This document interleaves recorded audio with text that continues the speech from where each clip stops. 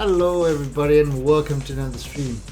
Now unfortunately, bit of a problem with Restream. It's just been for the last couple of days. Literally, I don't know if it's a connection between me and Singapore or what it is, but it is dropping a megaton of frames whenever I go through there. Direct to Twitch, no problem. Restream, bit of a problem. So what we have to do is, fortunately, we just have to go straight to Twitch only. But that's fine. That's fine for most of you. Alright, so, and hello, hey Genfos, how you doing? Alright, so let's, one thing I do want to do, however, is, I believe I had this turned off. And I want to turn it back off. Where is it? Here we go. Okay, so we are going to continue where we left off yesterday, where we had, what did we have? We kind of were trying to build the asteroid base, but we got distracted, which never happens. It never happens. It's like a completely a new thing that it just doesn't happen. It happens all the time. And so what we're going to do is we are going to release the Kraken. No, we do not want the Kraken. Kraken does bad things. Although what we're about to do with this asteroid might actually bring a Kraken about. There's a very good possibility that this might summon the Kraken, because what we are going to do now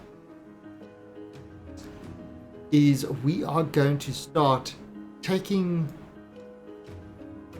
Oh, actually we still got Bruce Willis up there. Now, I thought we got rid of Bruce Willis. Is that the Roid Rage? What we are going to do is we are going to take this guy, which is our huge satellite that we caught and brought into orbit. We are going to take him. We are going to try to send him, build a base sort of surrounding this guy and send him to Joel. Right, so let's just actually make sure that... Right, so everything is on there. These guys should have enough stuff in that. And what we're going to do is we're going to put on fuel tanks kind of wrapped around it, and then the actual living quarters, around that. So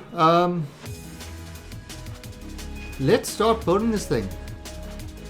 Big spaces for fuel tanks. Let's start putting this thing together. As you can see, it's used a lot of its fuel, but 874. Now if we are going to Joule, ejection delta be 2000 and insertion 3000. That's pretty it's a lot. It's a whole lot. So we're gonna have to try to get as much delta V as we can on this thing.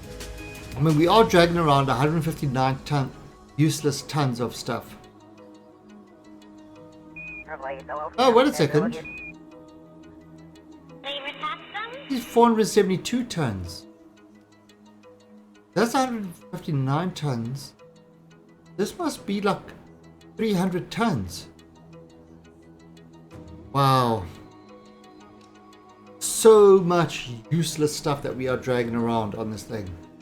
It is really scary. Has this done all the ore? It has. So we could actually stop this. We can stop that, because I mean it's got nothing to convert anymore. We can stop that, and we can stop that. And that's using a whole bunch of electricity, but I don't know why. So the lights can't be the drills. I mean, we can retract the drills.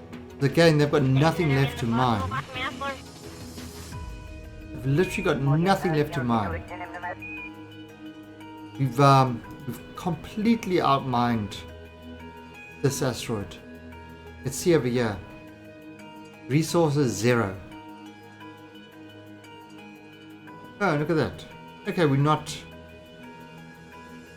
Very slow, kind of. Not going down as fast. So that should be good. We've got all these. It's giving some fuel. But anyway, there it is. Okay, so what we're going to do is we're going to have to build some fuel tanks to fit up there and to plug into this. So let's head back down. It's actually got no antenna either. We'll include that on a later thing.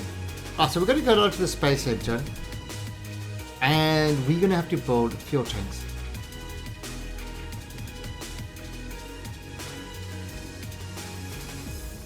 Now, the first thing we're going to do, I would say, is what did we have with our fuel tank? We had, we did this thing so that it would have kind of a big fuel tank available to it. We did it so that this fuel tank would actually be be able to fit on it. That was the idea of this. Make it livable for this fuel tank. Alright, so big first step is let's fill up this fuel of this thing. So forget the actual fuel tank that we want to send up there. Let's look at kind of getting a craft up there to, attach with it and fill it with fuel. So let's look at this. So we are going to let's try kind of bring a big fuel up there.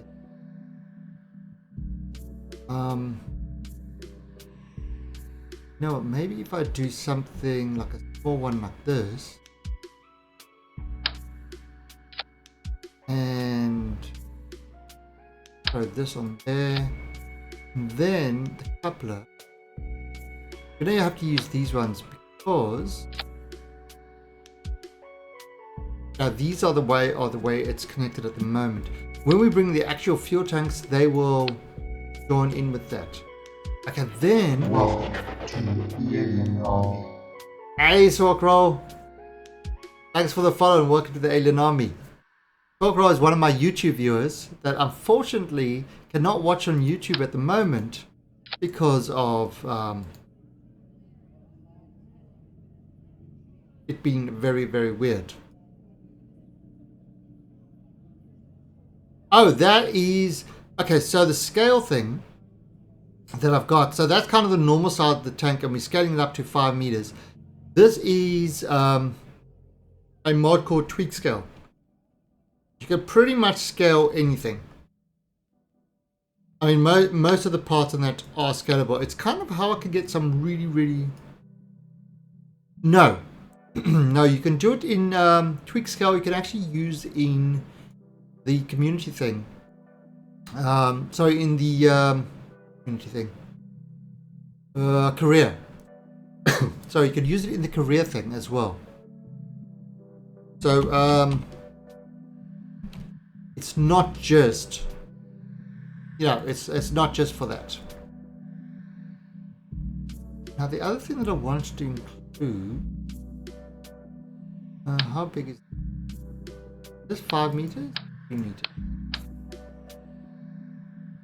Okay, see, that's 3 meters. You see, kind of that's. Let's see. Can I tweak scale this? You see, this one I can't tweak. Fortunately, this one I cannot tweak. Right, so what I do need to do, I'm going to actually put this over there. You look at it, see it's got a pitch, roll, and yaw of 15 with the electric charge of 27. Now, if I go and I tweak scale this all the way up to 5 meters, now look at it now. Pitch, roll, and yaw of 960. A little bit more than 15. So it's yeah, we've made that quite a bit bigger. Oh, I think it's KS. There you go. So there's something that's called tweak scale.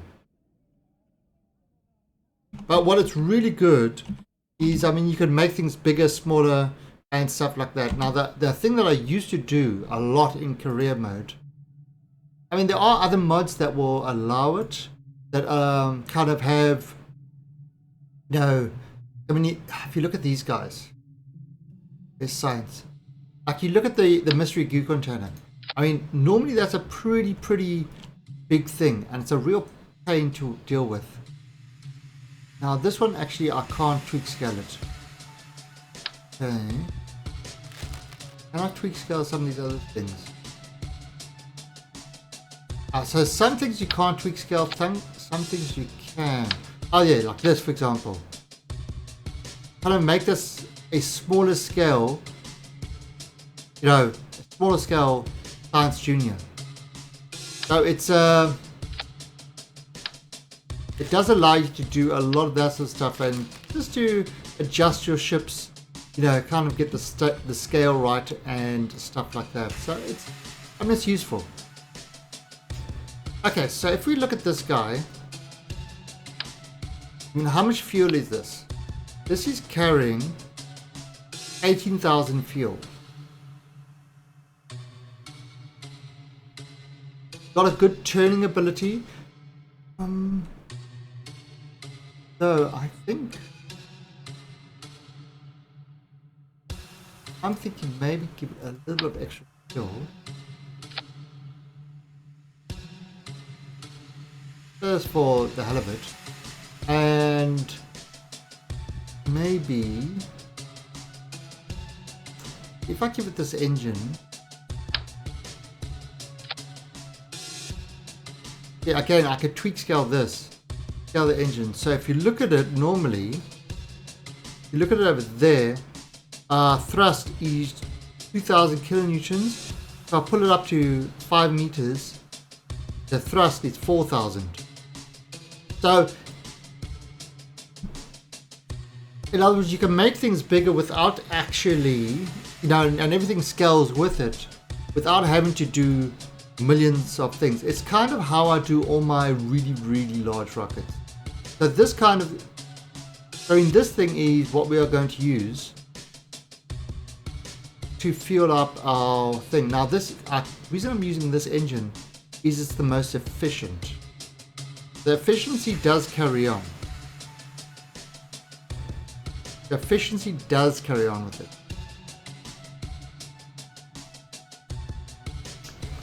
Now we're going to get this into kind of high orbit. And yes, it's 5,000 Delta V, but we're really just using this to refuel the other one. Oh, I've got to give it a, got to give it some RCS. Now, again, RCS could be a problem over here, because these RCS things are so tiny that it's going to be really hard for them to control. So if I go and I scale this to 200%, now look at that, all of a sudden the thruster value is 5,000. Oh, 1 kilonewton. I scale it to 200%, it's 5.67 kilonewtons. So, you know, it's made them a little bit stronger. So that's kind of good. That's what we want. And I'm going to do this over there.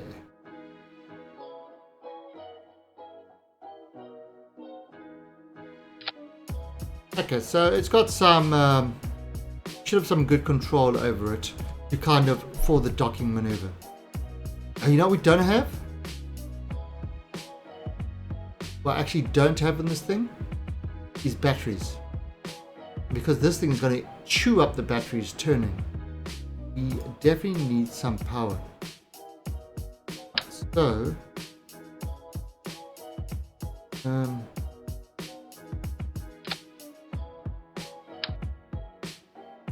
okay, so that's 3,000 batteries. And definitely have this over there like that.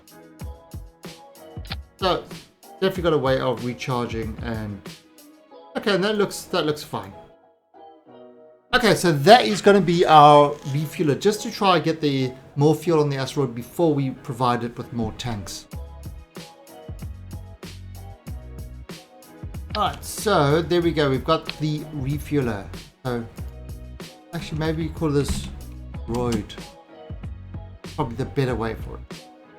Okay, now we're going to have to get this up into high orbit. So let's look at what's this one. This one is... This is a kind of a 3.751.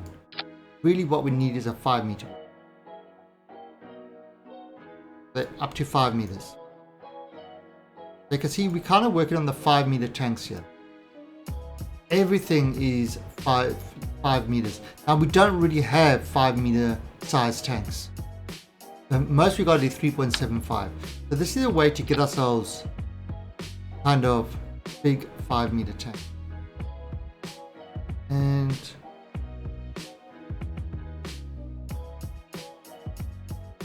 what if I do? Okay. See you how much this is. Operation Suppository 1.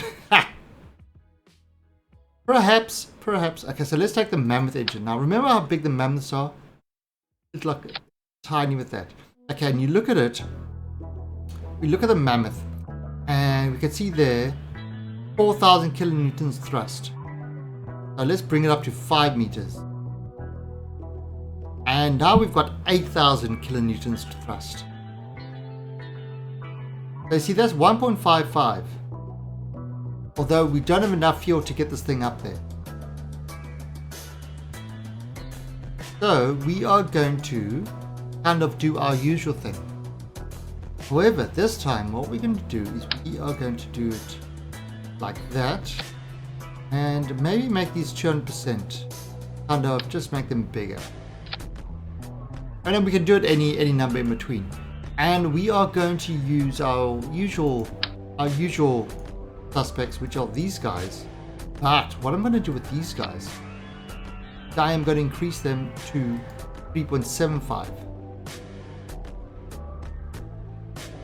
Alright, so look at that. I mean, that's like 2.76. So you can see this is like a really big rocket, but it looks small because it's, yeah, everything's scaled up. But we need our fuel to go into the center. Okay, but look at the cost of this thing.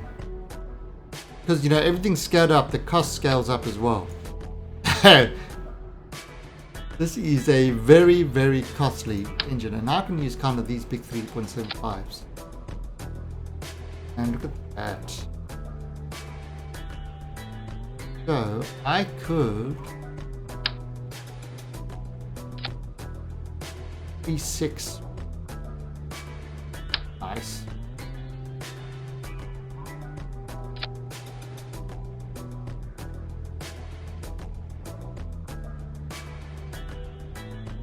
Okay. 169. Perfect, and 37. Okay, so that gives us lots of extra fuel. Lots of extra fuel to do this. And what we're then going to do is kind of, where is it? Aerodynamics. Right, and you see now this, if I bring this up to 2.5, it's too much. So you can pick something in between. There, that looks good. Okay, so that's kind of tweak scale at work. Now obviously we want to have, I mean, wow, this is like, it turns out to be a really simple rocket, but it's a huge simple rocket.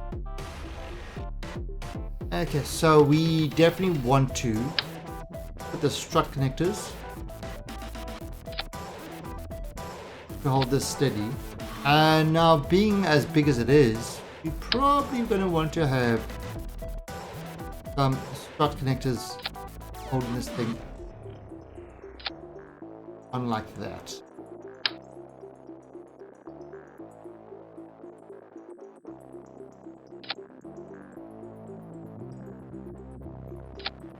Okay, so that should hold it. Right, and then we gonna want, keep on the engines, there you go, separatrons. Now I don't think these small separatrons are gonna do it. I could put more on, or I could just scale this up to 200. So that should work. Right, so I mean, it's turned out to be a really, really simple rocket. You know, but it should work. Right, and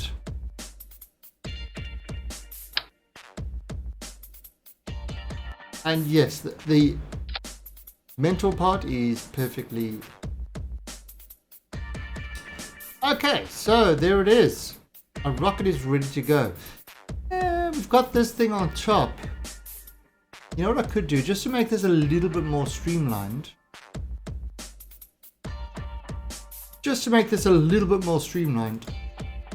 What I will do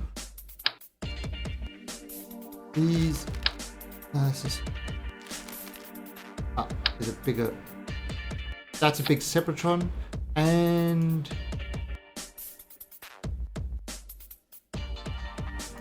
dynamics. That, and then just, there we go. So that's there. This thing,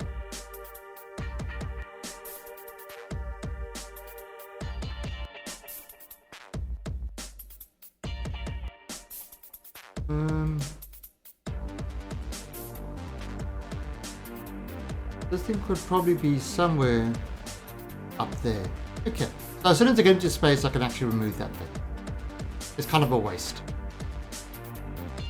And we've got kind of our little guidance probe up there. So I mean, that's the roid refueler. Ew. Probably need a small antenna. Now we only need a tiny antenna with it, because it literally doesn't really need anything more. In fact, we don't even need an antenna, to be honest. There's enough of an antenna in this to do it, but we're just going to have a small antenna just in case. Okay, so save and launch. This is going to send this up to the asteroid, where we are going to refuel the asteroid engines. We want to see how much we've actually got. You know, if once we've filled up that asteroid, how much fuel we've actually got. Alright, so let's have a look. We are going to set this as the target, and we are going to wait for it to come, just like all the other launches. Wait for it to come just above that area over there. Now the difference with this one is it's in a much higher orbit. That's kind of the main difference with it. So that's above the continent. That's all right. Okay, max thrust, and we are ready to go. And we're going to do the launch in the same way that we usually do. Get this guy up to about 60. And we are turned.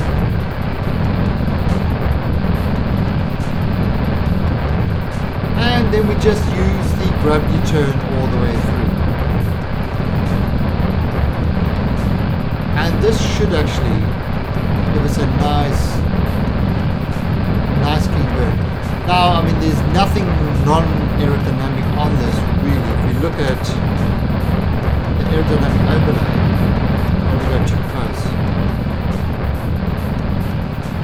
It's looking just fine. So I'm going a little bit steep.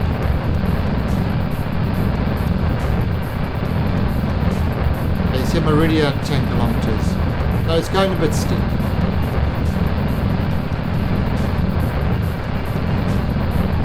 Just kind of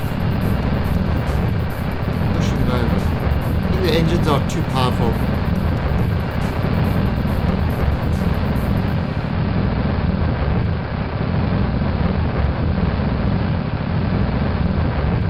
mean, look at that. Look at it. It's really hitting space.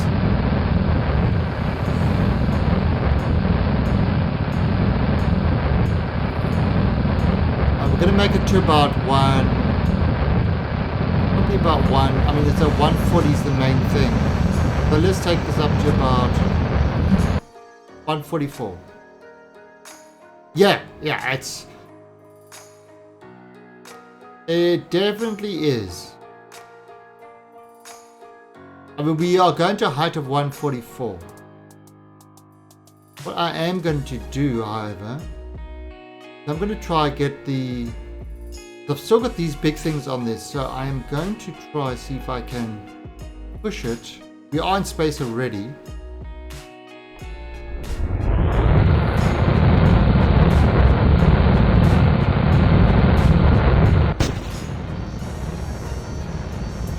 And get rid of these guys.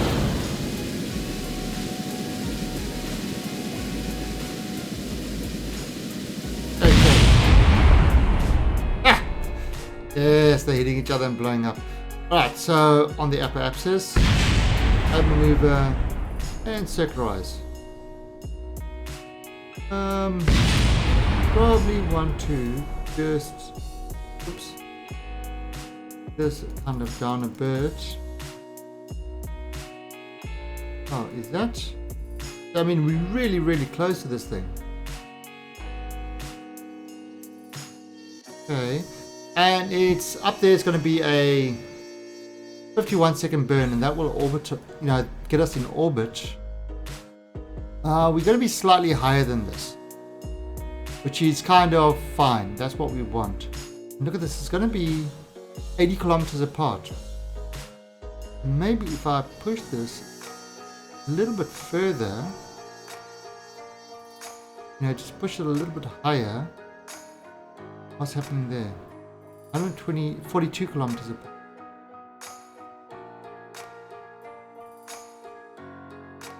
$31.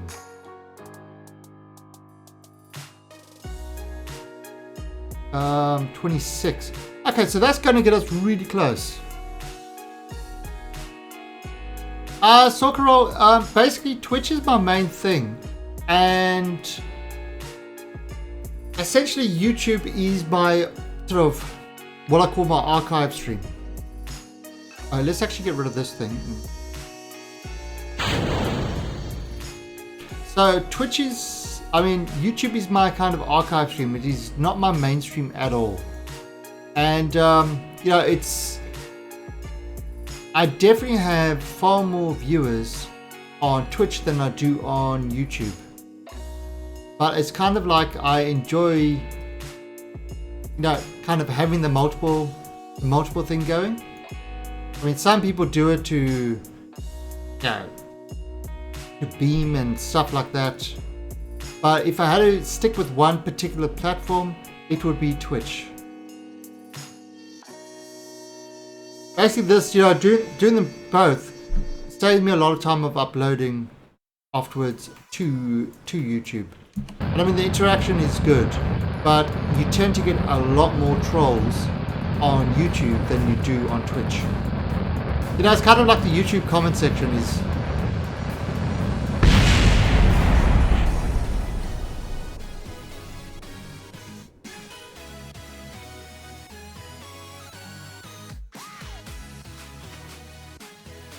What? What just happened there? Oh my god!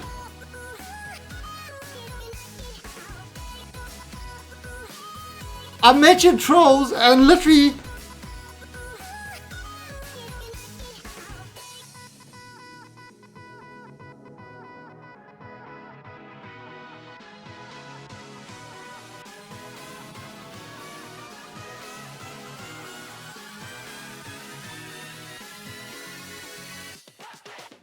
Remote guidance collided to advanced inline stabilizer.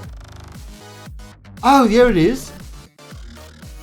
2.5 collided into advanced nose cone.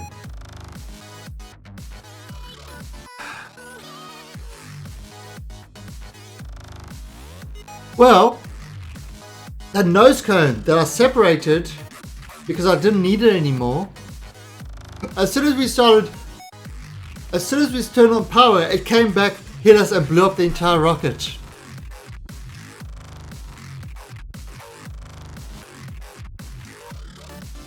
Wow, I have never had a part I've ejected come back and destroy my craft. So that was a fair.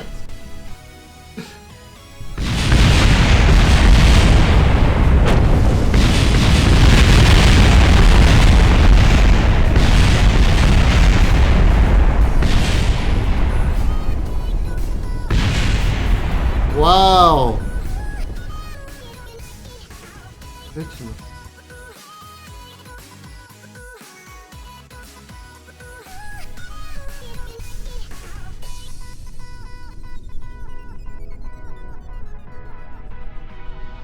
What? What the hell? What the hell?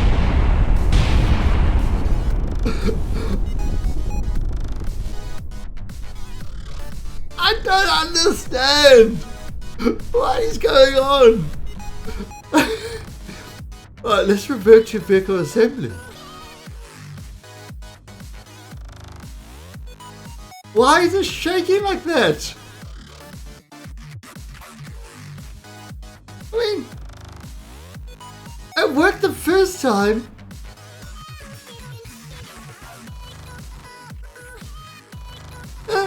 This is making no sense at all. Alright, let's see if it does it again. Okay, come on.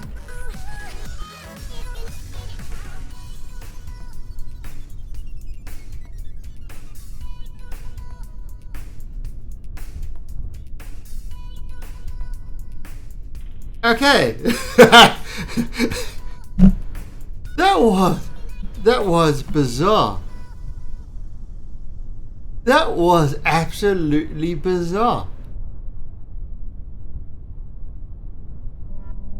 I just don't know what caused that.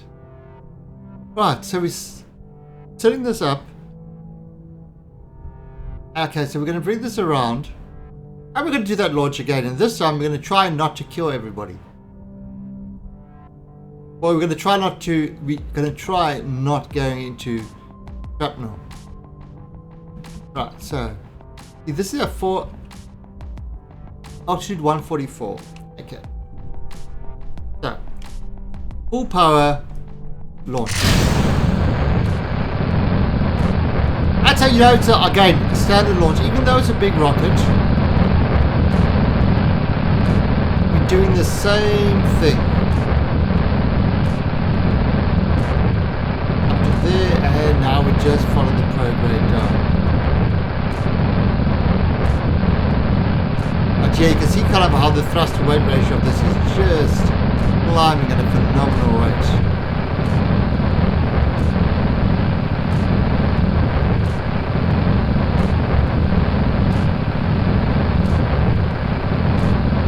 This is a really, really fast rocket. Really fast.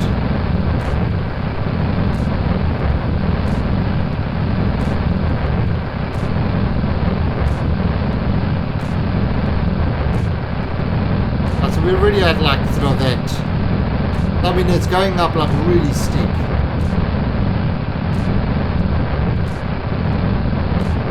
And yeah, KSP is one of those games. Now the physics is good in that sort of stuff, but sometimes just weird shit happens.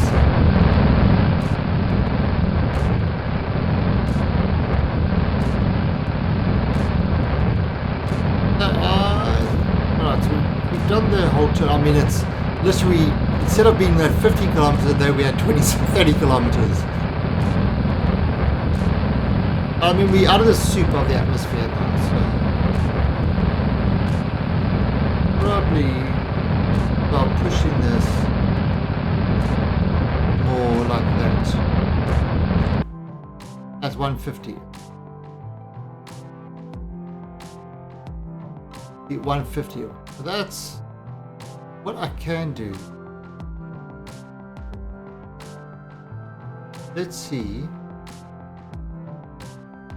I can. Oh! I did that completely wrong again. I didn't mean to hit space. I meant to hit the other one. Anyway, those fields were almost done. So it's... go deal with it. Okay, so at this upper axis, I'm going to hit that circularize. Now we are pretty much on the same place.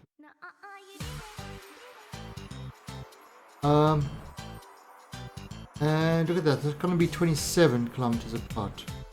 So that's alright. That's actually alright.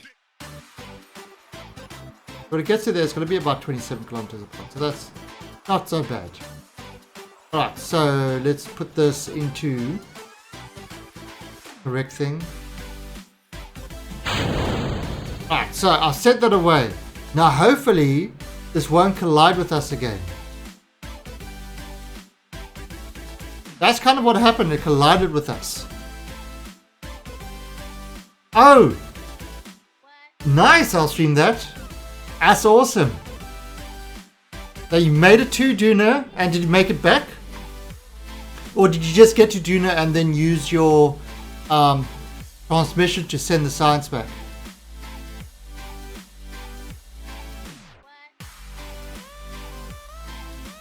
So that's okay,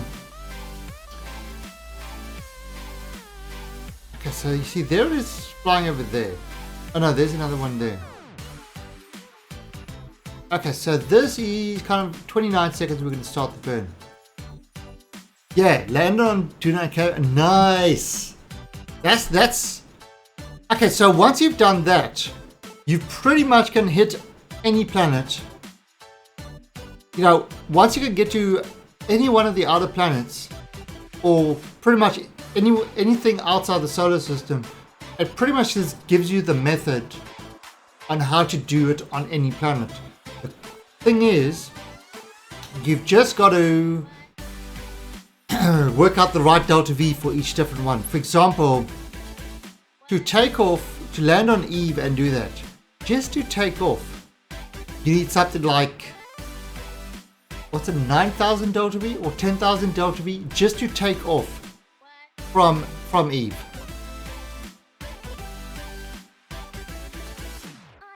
Alright, so we are about to. Now, will we destroy ourselves again?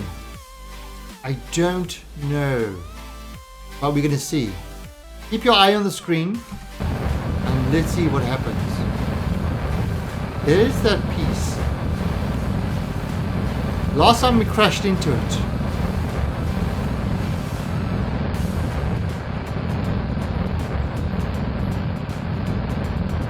Okay, we missed it this time. Yeah, Eve is really, really difficult. I mean, some of the launch vehicles I've sent to Eve, and remember, I've done it with life support. It's even harder because you've got to have a whole lot of extra weight. I had a really nice Eve lander. It was a monster of a lander, but it did work.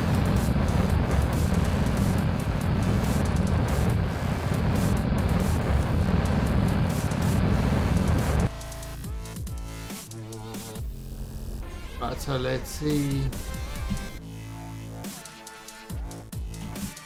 Okay, so we are now in orbit. And look at that, it's going to be 6.6 kilometers separation when they get to this point. So it's 78 kilometers at the moment. So we are just going to let this flow through.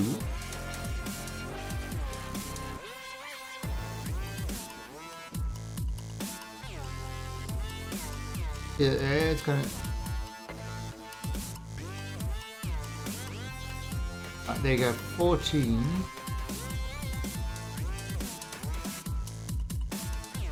Okay. Oh, look at that. You can kind of see that, you know, they're not exactly on the same plane. We're going to, I mean, we know it's going to be 6.6 over there. We'll keep our eye on this. Right, and we're on target. So what I'm going to do actually,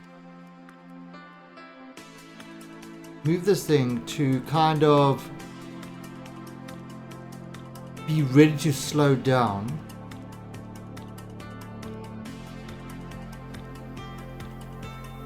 Be ready to slow down on this.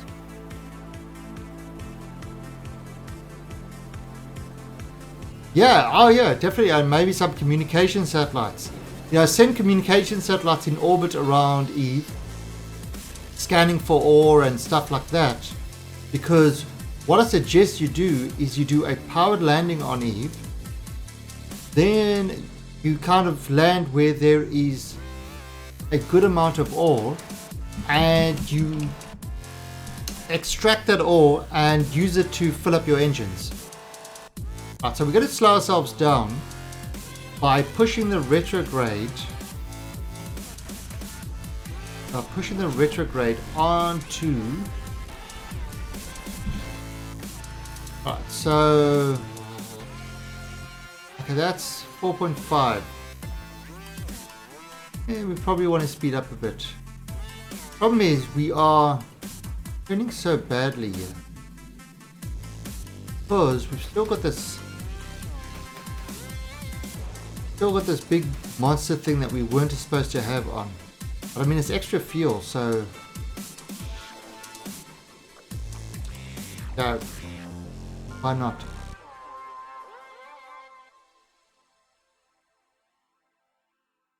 So give it a little bit.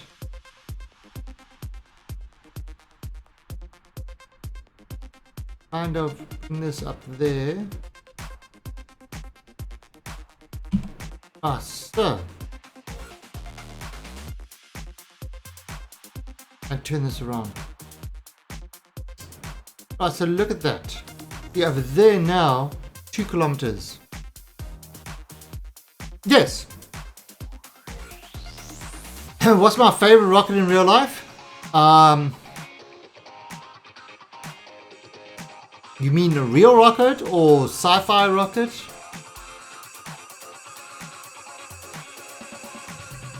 No, that's a tough one. I should have got no. Let me.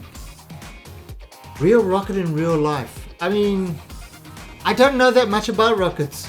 I mean, the SpaceX stuff looks really, really awesome, and that is kind of has to be up there with the awesomeness of it. I mean, the space shuttle thing was, you know, wasn't efficient. It wasn't kind of.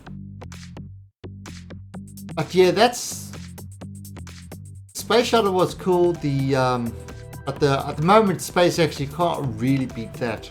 Although, what was that one ship when they were doing this? When they were doing the X Prize, there was one that was kind of a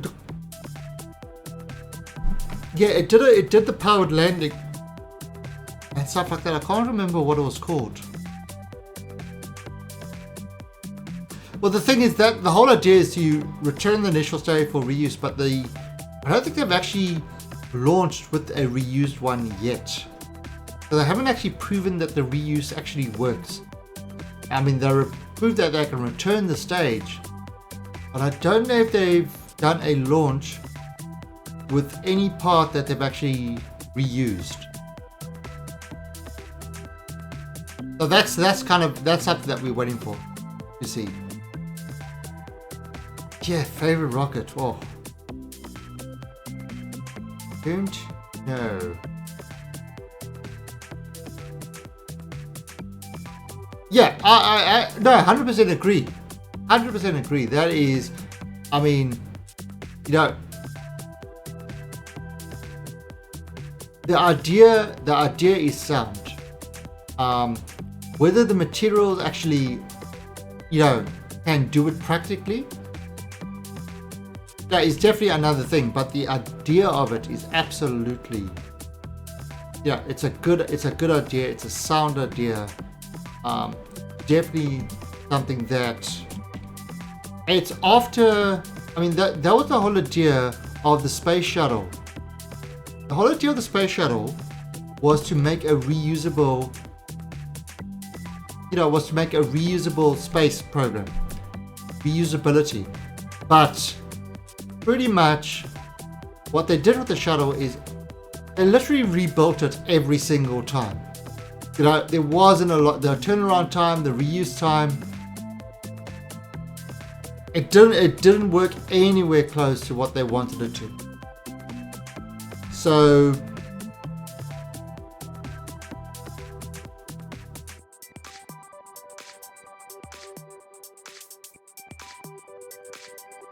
well, I mean, it's kind of like, when I do my career mode and I use the stage recovery, some things, like for example, the small solid boosters are actually not they're literally not worth saving. The parachutes and stuff like that cost more than just rebuilding the rocket. And that's kind of same sort of thing that you've got over here.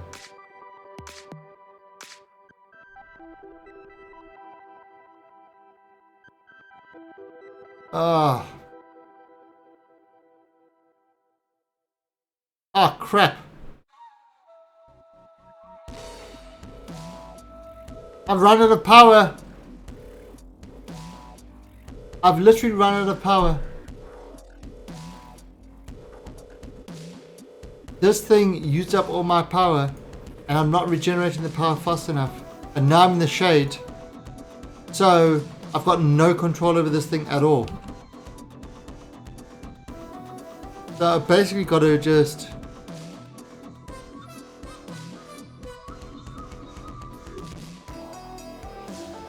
I mean,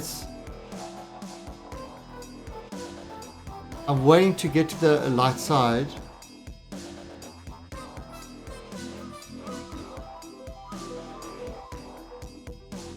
So you can see my power is down, and because I've got no power, no probe control. So I'm waiting for the sun to come up. I mean, we are in close proximity. Is that the sun there?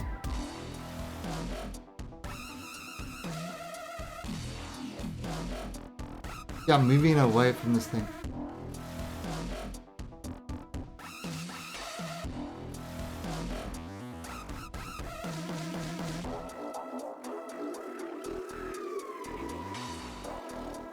.8 kilometers away. Wow. Sun. See, I'm getting power back.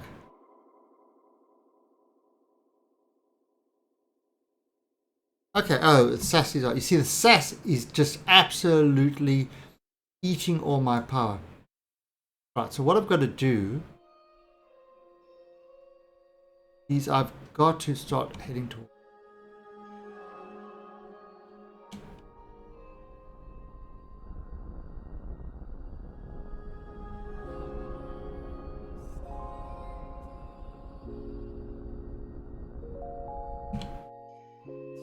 Right, so that is heading towards that.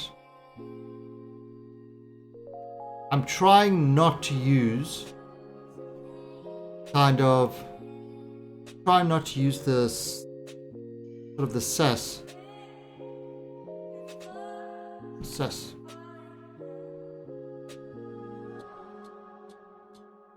Okay. So I just use SAS just to kind of slow us down, put us in the right position, and I'm letting the power build up while we are moving towards it. When I get to there, it will be 1 kilometer separation. Okay, so that's good. So yeah, this is a low power situation that we've got at the moment. And because it's a probe, it's like you've got no actual choice.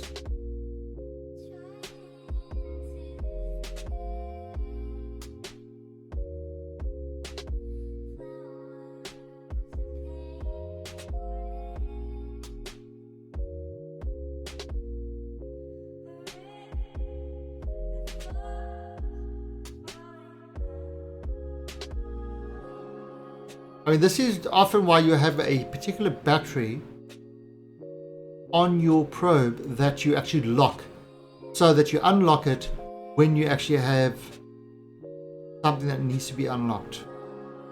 Right, so now, for example, this is putting a little bit more power, kind of slow us down and put us on target.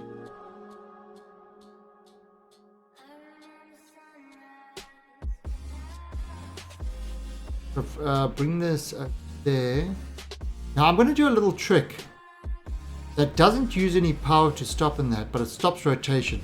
And that is, you time warp for a split second and stop. And what it does is it stops the rotation. As soon as you hit time warp, it stops the rotation. Now of any objects and stuff like that. So it's a little trick. Oh yeah. Just like your fuel tanks, you can lock a battery and stuff like that so that it won't use the resources. So if I go on one of these batteries, right click and say I hit lock. I mean, obviously I want to do it when it's full, and one battery will be locked for use. You know, so we can unlock it if we actually need the power. For example, like say you need the power to communicate, to do a maneuver and stuff like that. Yeah, while we're in the shade until the other battery's going to charge up. So yeah, just like electricity is just a resource, but it's a refillable resource.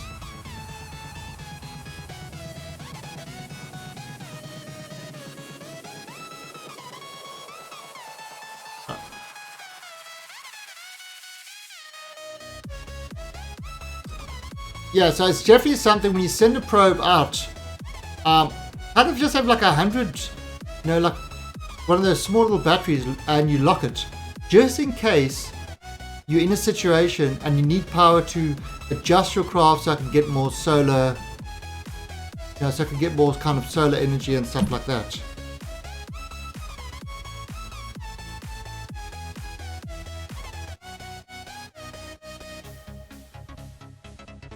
Yeah, this is...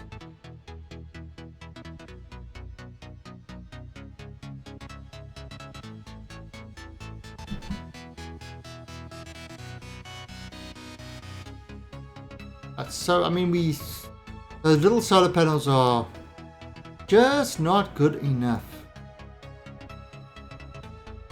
We're getting power, but as soon as we do any sort of movement, you know, with that big RCS thing, it just chews up the power. The good thing gonna do this in the sun. Definitely don't do this on the dark side of the planet. That's what we did the first time, and that ended in tragedy. Yeah, so we're looking at that distance, getting closer.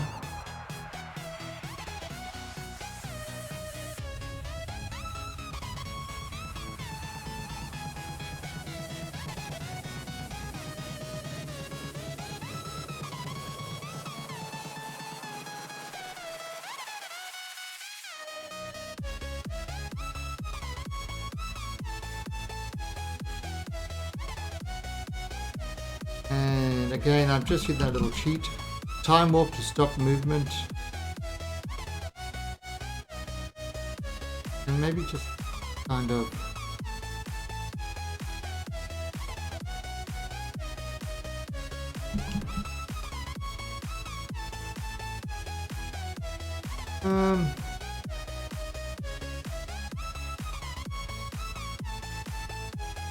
getting closer.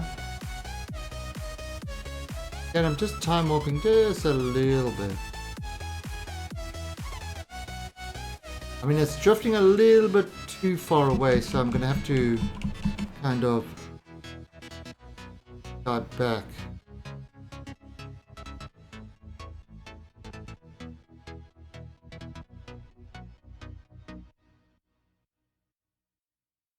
And in the meantime, I've just gathered a lot of extra power.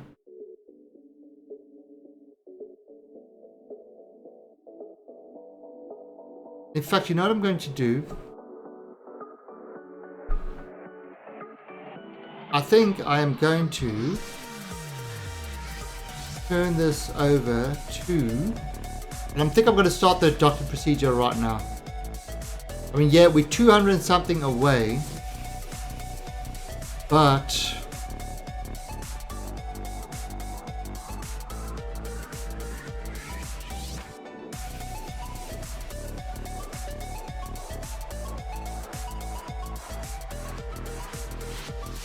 so what we're going to do is we're going to turn on RCS.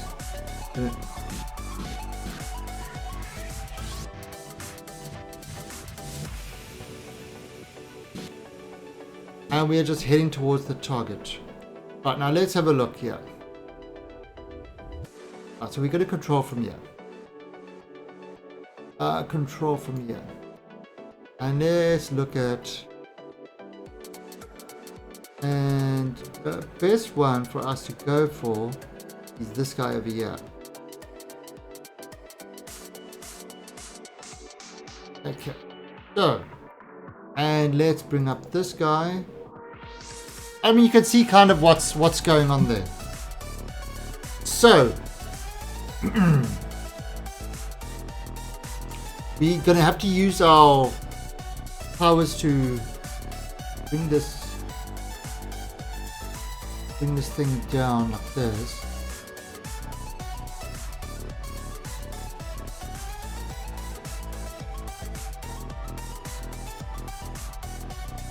And you can see kind of during this turn how it's killing my battery.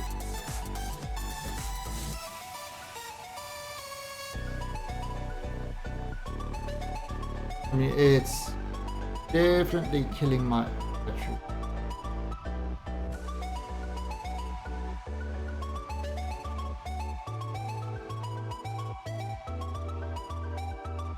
Right.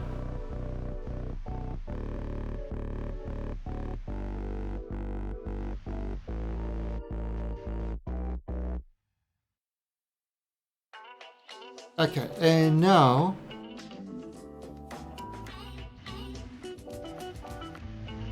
right, so now we are just kind of heading towards it. Now I'm not got any RCS doesn't use any battery power, but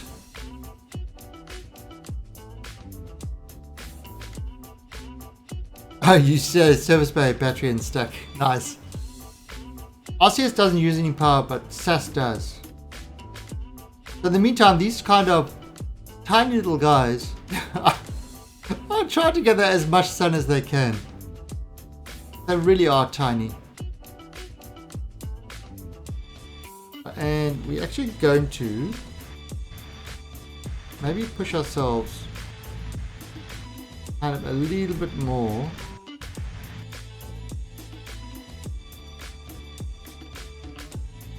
Ah, you see, look what's happening. Because it's not...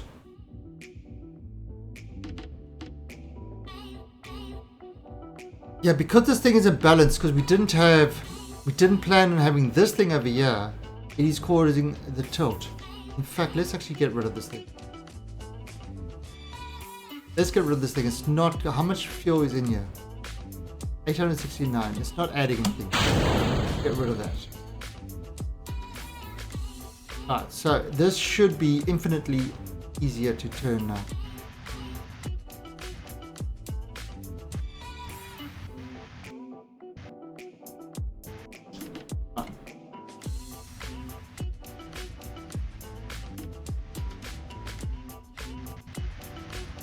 And bring this kind of...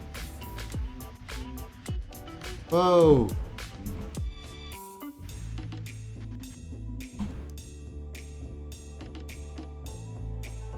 Alright, so let's see. Batteries can be scaled, yes.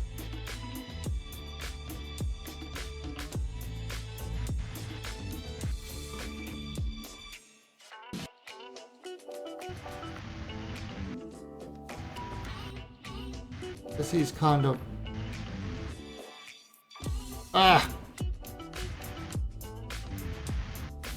Oh, see, turn thing Oh no, battery power.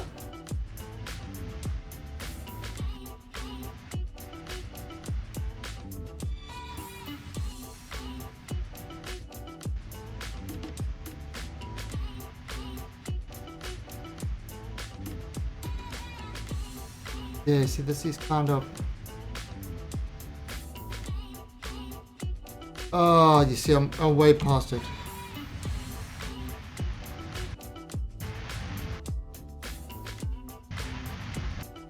Oh no.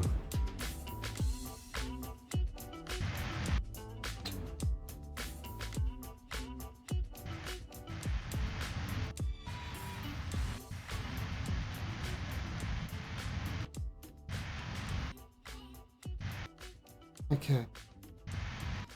Yeah, alright, so remember that for the next ones is we've got to work on that battery power.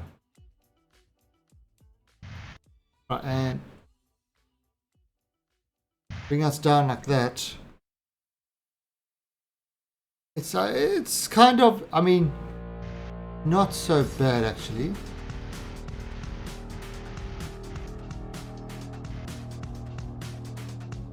So,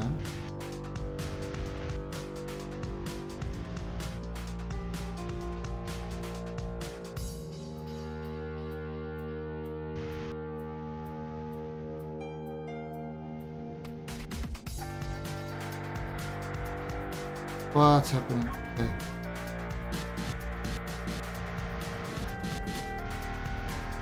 That's actually pretty good. Right. There we go. There you go. Look at that.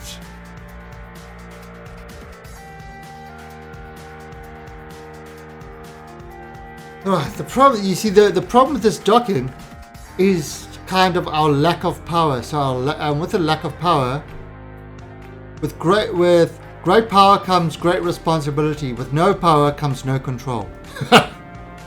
There you go. And whoa, whoa! What happened? My chair broke. Oh, my chair broke. Wait, I pulled my. I'm back. Yeah, my chair backflipped.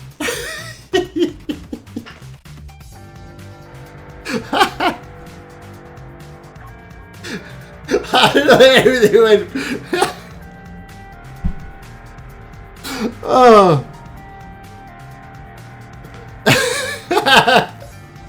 Held that very hard.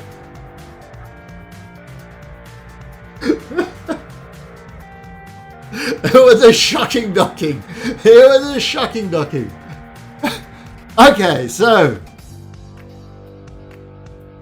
there we go. We got it docked. Holy crap, that was not an easy docking. And you see, look at the power's back. Just like that. That was not an easy docking at all. See, now what I can do is I can take one of these and I can lock it. So that means I'll always have 400 power. Even if I run out of power, I just need to unlock that one for control. Whew. Okay, so now what we've got to do is we've got to transfer all the fuel from this into this main thing. So what we're going to do actually with that is we are going to use where's this thing? Liquid fuel. Alright, so oh no, that's that one. Gonna find the right tank. Right, that one and that one. Right, so those two are going to be our outputs. Actually, no, and that one. These guys are going to be our outflows. And now we're going to have that one.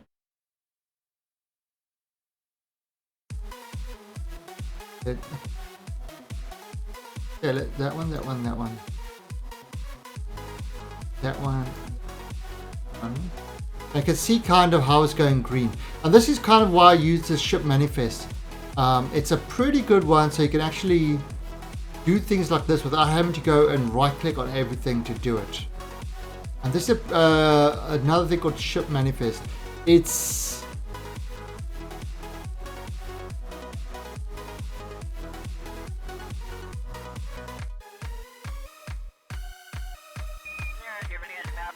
oh, wait, no. Not that tank. So that tank we're not going to touch. We're not touching that tank. But what we're doing is we are going to transfer all the fuel from these things into all these tanks.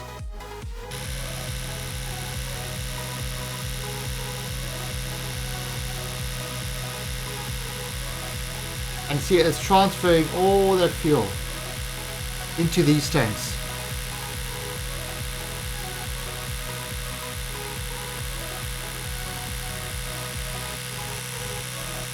And so you can actually see what's going on.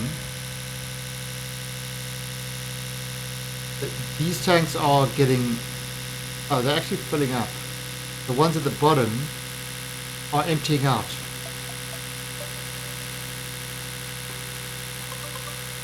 Oh yeah, well yeah, this is going to be the main engine for the rocket, for the asteroid. And Game Master 202, thank you for the host. And to all of Game Master's viewers, welcome to the stream. Currently what we are doing is we are trying to fill up the engines of our asteroid to try get this guy. This thing we want to send to Joel. But, you know, obviously we need to add more fuel and things like that. Ooh, okay, so you see that guy is all out of fuel. This thing, that's out of fuel, so we're still at the main tank. And it's still trying to transfer as much fuel as it can onto the main rocket. So we're just filling it up, basically.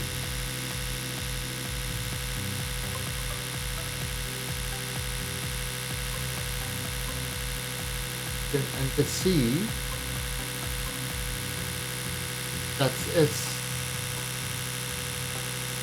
I see everything else seems to have filled up. There you go. What else? Ah, one tank left.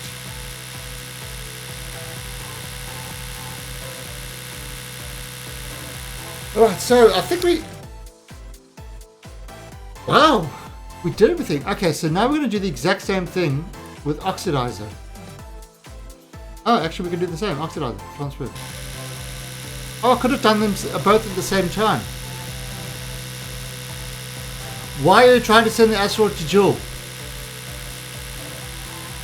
Why not? Why not? What we're going to do is we are going to build a little base on this asteroid. We're going to attach this stuff to this asteroid. We're going to build a base to this asteroid. And we're going to send it to Joel with a couple of X-Wing fighters.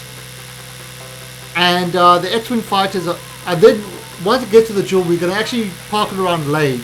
And the X-Wing fighters are going to go fly around Lathe. The X-Wings are actually SSTOs. They are SSTOs, so...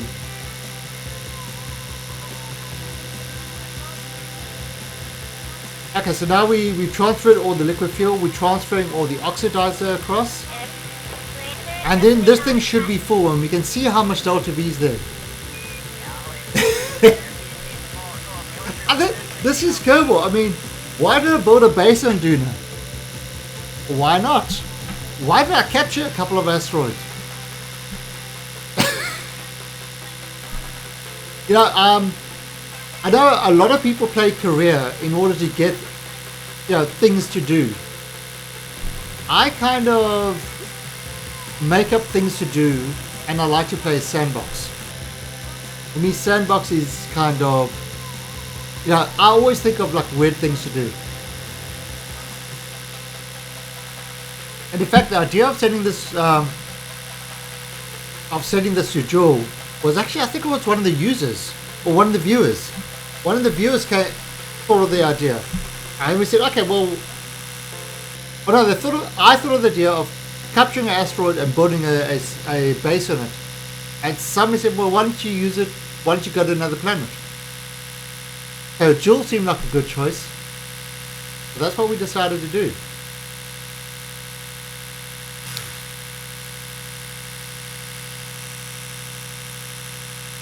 Okay, is this?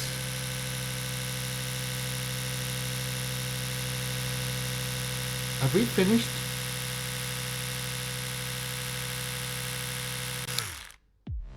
Let's just...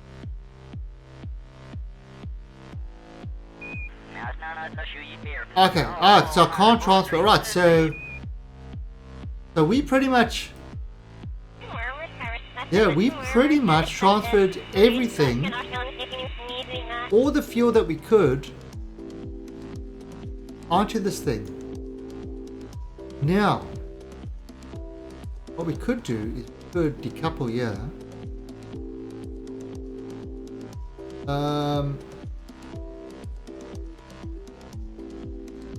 The undock. Okay. Go back onto this. Alright, so this craft has got 1940 delta V. So that's actually enough to get us to Joule. That is actually enough to get us to Joule. Although we won't be able to park around Joule. Probably. There's probably a very good chance. Okay, and this thing, we still got lots of fuel left on this. So actually that was a pretty good. That was pretty good. Right, so we can move this out of the way. Now where's that other piece? The other piece is over there. Okay. That shouldn't be a problem. Right, and let's alright,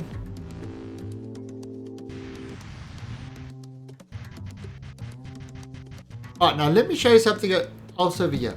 Now remember I locked the one battery. Not that one. Where was that battery I locked? There, that battery. Now look at that battery. Now look at this other one. We are there. And look at this battery. Okay. Let me lock that out. Okay, so that battery is not locked. That battery is locked. But if I go and I use... Yeah, I kind of... I'm just using all the RCS power. You can see that the battery is decreasing.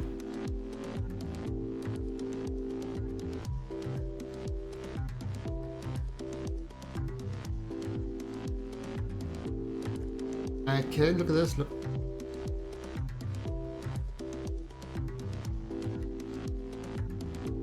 Okay, so boom. And look at that, no probe communication, no RCS, nothing.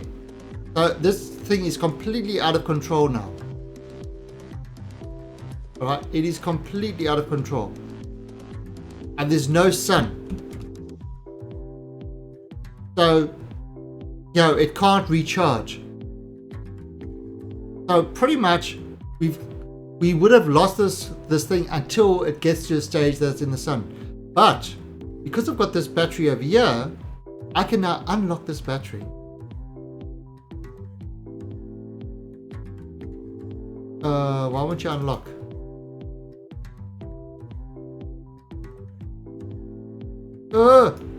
Wow! It doesn't allow you to unlock the battery when you've got no power at all. What if I transfer out? Interesting. That I didn't know. That I didn't know. But I can't just, you know. But the fact that it doesn't allow you to unlock this battery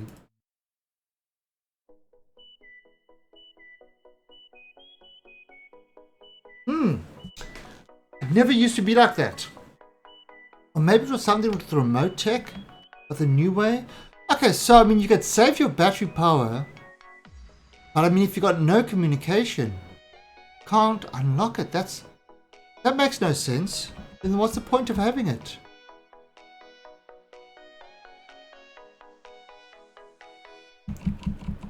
Now I can unlock. And now I can unlock it.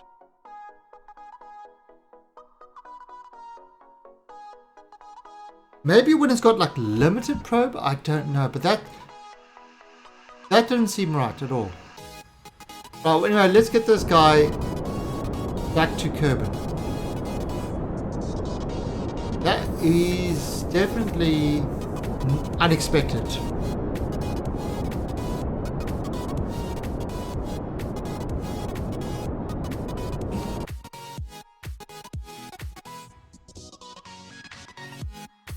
I didn't expect that to happen, to be honest.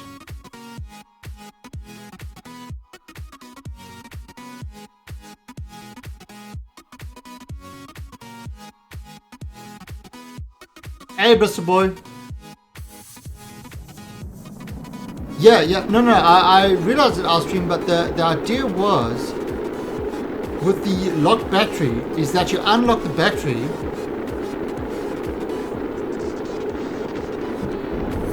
What up, Bristol?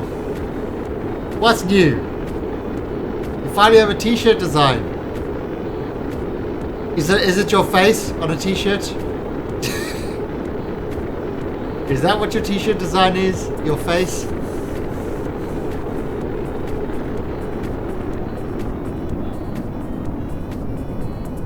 I mean, I'm not sure, but oh yeah, I can see that link. I'll have a look with it. Yeah, but I thought there was something. It's kind of like, or maybe it's with limited comms. I don't know. I didn't expect that to happen, to be honest. Oh, so let's...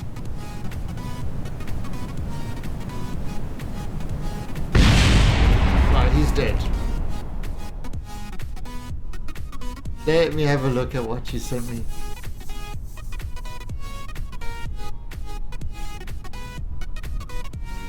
Ah, nice.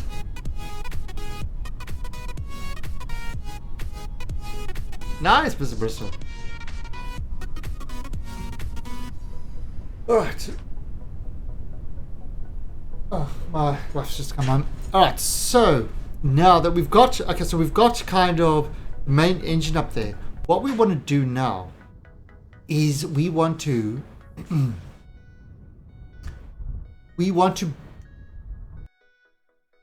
Oh, yeah. We were never going to recover that. We just wanted to explode it. So what we want to do now is we want to send up extra fuel tanks because we actually need about 5,000 Delta V. I think there might be, Dev John. There might be. Now I'm using kind of the hardest mode. Now when you've got no communications, you can't do anything. But I was pretty sure, or maybe it was before the comm things. Maybe it was before the, I remember that trick. I used to do it a lot before the comm signals. When, sort of when your probe was out of power, you always have one of those that you unlock and then you can, adjust your satellite to fit where you can get power and stuff like that. It seems like Remote Check has changed that quite a bit. Which is interesting. Alright, so what we're going to do now is we're going to send up some more things to that space station, but it's really little things to carry fuel. Now this rocket was 5 meters. Don't want that.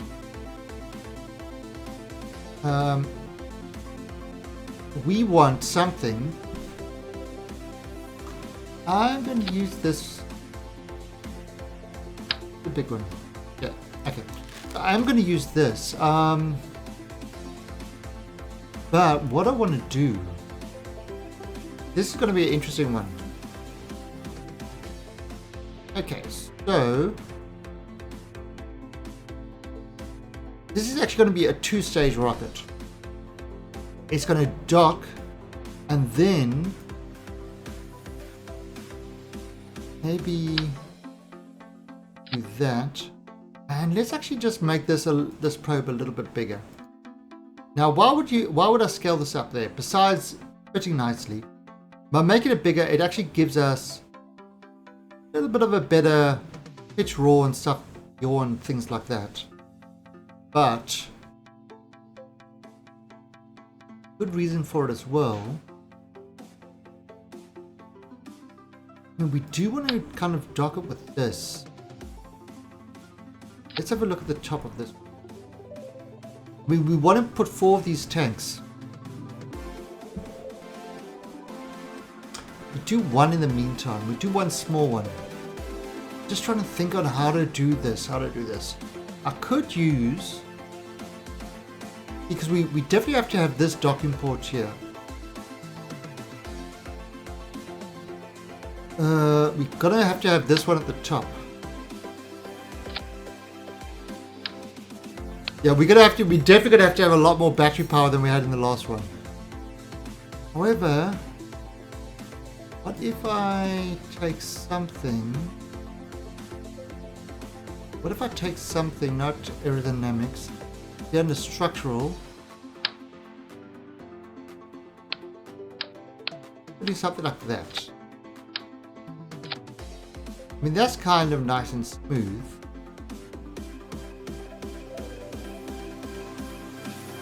And possibly at the bottom. Okay, so what we are going to do is, I think we're going to have a big battery. Oh, you see, that's a small battery. What's that? That's 4,500. Let's make it bigger. And what's it going to now? 15,000. And that's 30,500 electric charge, where the normal charge is 4,000. Yeah, let's do that. All right.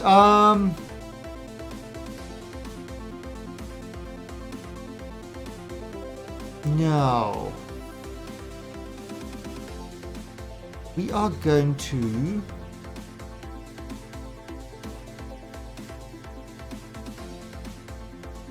decouple. We're going to use this guy there. We are then going to have another one of those decoupler things. Now, the reason I'm using the construction port ones is because these guys can weld. Okay, and then we're going to have this.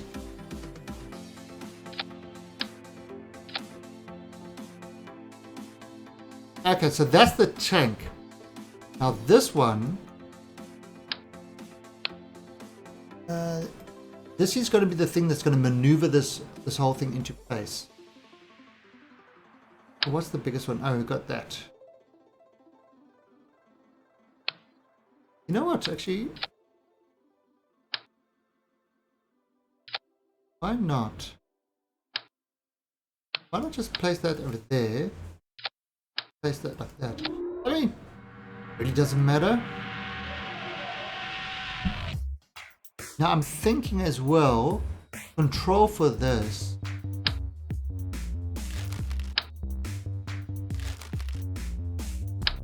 Ah!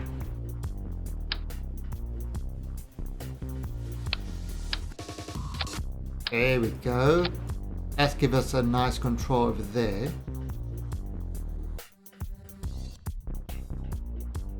Okay, so that's kind of, alright, so that's the fuel tank that we're going to actually add to the craft. We're going to add 4 of those on each of the side ones. I mean, I'm just annoyed because these things could actually be extra fuel.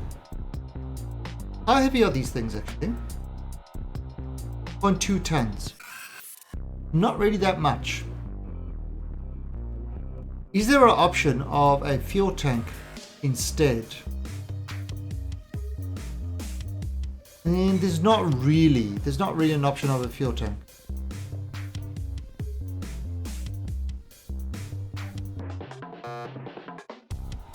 Not really an option. Okay, so we're going to try this. And let's have a look at, I mean, will this be enough?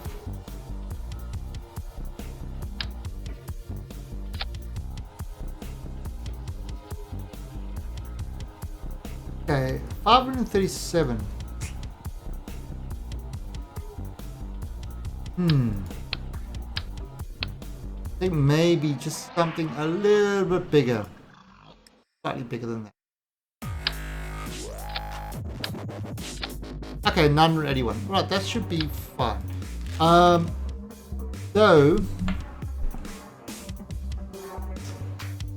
I think, this is 5.0 kilonewtons of turning power. This guy alone adds 15 torque and stuff like that. So the reaction wheel on this is pretty bad. 5.06. So we might take a bigger one and bring that up there. Let's see, how much is this? 101. Okay, so that gives us a lot more. And then what else we're going to do is we are going to make sure that this thing is on strongly. So we're going to have these guys on like that. Okay, so that should hold this steady. And that's going to kind of be our docking thing. Now we've also got to make sure we've got our RCS. Hey, old grumpy. We've got our RCS fuel monoprop. We've got battery power. This time we're going to, we're not going to mess around with crappy little solar panels. We're going to go big.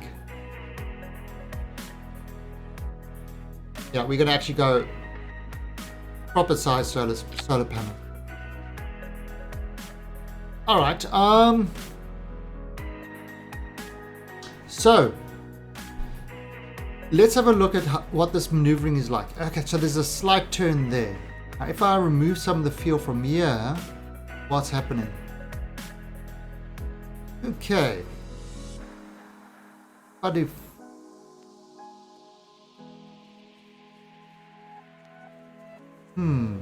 what if I take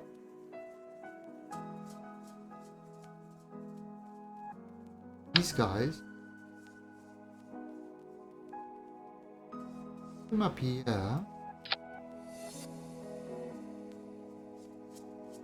It still hasn't got a lot of control. If I make these kind of bigger, aha! There you go. That looks balanced. And unfortunately, it's going to have RCS on there. Not much I can do with that. I mean, I could. You see how that kind of, that looks good. All right. So not really much I can do with this. They're going to be big. They're going to be uncomfortable. I can always send up a Kerbal to remove them, to dismantle them. But that's kind of, it's going to be the way this thing is just going to have to join with this. I wonder actually if I can make this kind of more centralized. Yeah, that's, looks good. I see, as you end up with your fuel, that's going to go up right, but I mean, that's kind of would be center of this. That maybe actually might be a little bit better. Okay, there you go. Alright, so that's kind of our system that's going up there. Oh, an antenna. Just to make sure. This is the part that's going to be coming back. He's going to deliver it up there, and then he's going to back away. So we're going to put out our antenna.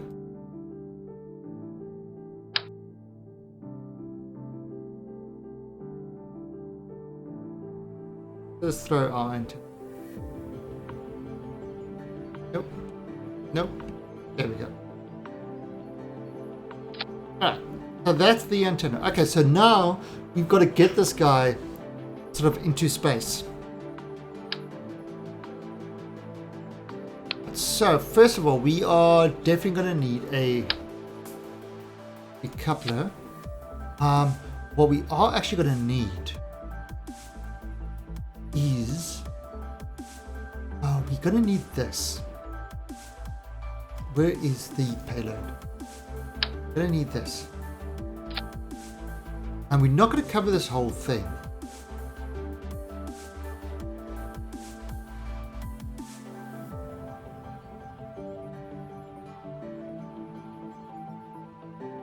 Just going to cover the part that's the problem. Yeah, the non-aerodynamic part. That part at the top, we should be alright. Don't think we need to go there, but I mean, we'll cover these parts and none of these parts get ripped away. Okay, and now let's build the rocket to actually get this part up there. So, fuel tanks. Throw him over there. Kind of, I believe this might be, yeah, engine for this would probably be this guy. How much delta P is that? That's 1,119. Okay. That would be good for that. You know, kind of that really high, that high thing. Then we're gonna have here another one, probably two. And this is going to be the mammoth, because we love our mammoths.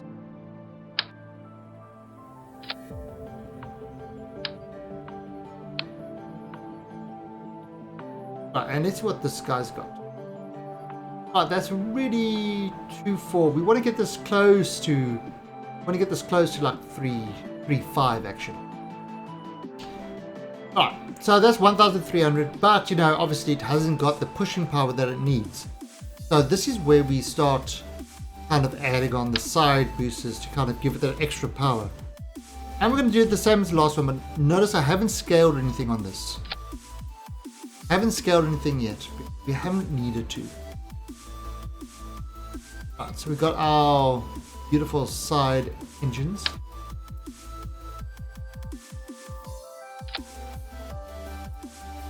Okay, and let's have a look at that. Oh, 208, lovely. And Mr. Old Grumpy. Thank you for that host, sir. Alright, and now we are going to do our usual thing where we send the fuel to the central rocket. Okay, so everything is going towards the center. Of course, not quite there, so need more fuel. More fuel for more power. 167, and that's 37. Okay, so that's good. Now 167 is obviously below. You know, it's below 1.7, but it's close enough to be good enough. And we drop that, but it's for fashion, so it's important. And there we go. Actually a very nice looking craft. That is a nice tall rocket. Alright, and obviously I'm gonna need these guys. These guys were far off there. Now, I haven't bothered with parachutes and stuff like that because we are a very wasteful nation of Kerbals. And we just... yeah. We just like to destroy everything. Alright, so... you know what? Let's try this one. Right, so they all connected. Oh yeah, oh well there's also the mods and stuff like that which kind of make a huge difference. I see this is 0.98, but a bit weak, but it should be all right. Should be fast enough that by the time it will burn very quickly to get us above, to get us above 1. So this will be Roid Rage fuel tank.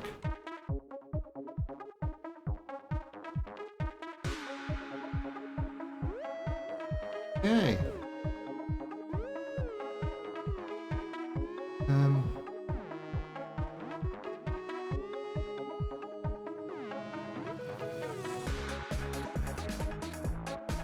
Oh, that actually looks pretty good. I think this will work. So now let's see if we can get this guy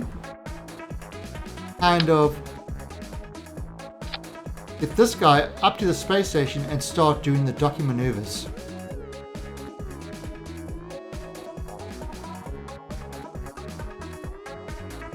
Now with that, let's go for it.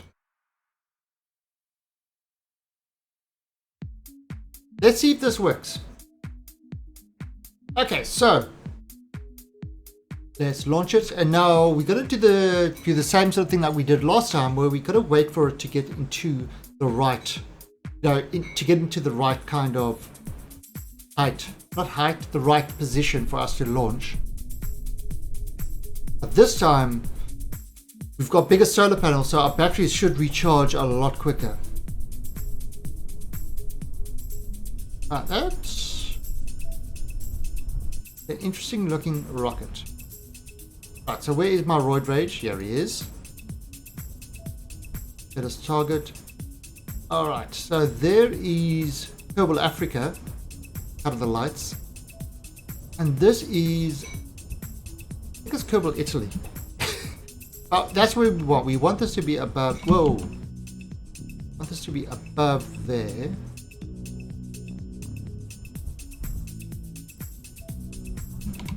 There we go, okay. And let's launch.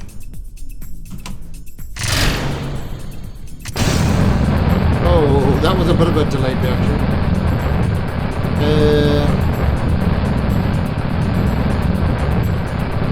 Your wobbliness is free.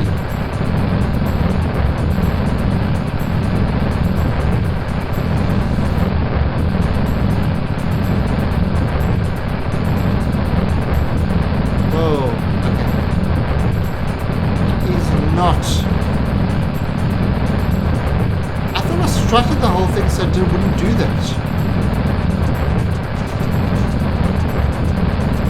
Obviously by strutting, I have to learn to strut. Everything else looks fine.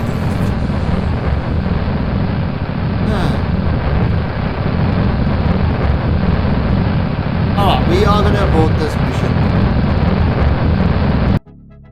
Revert to assembly. This is going to be kind of a... This is one of those things where you've got issues because it's like the connections just don't seem to be strong. So this one I'm going to the heaviest part, or to the heaviest part. This would be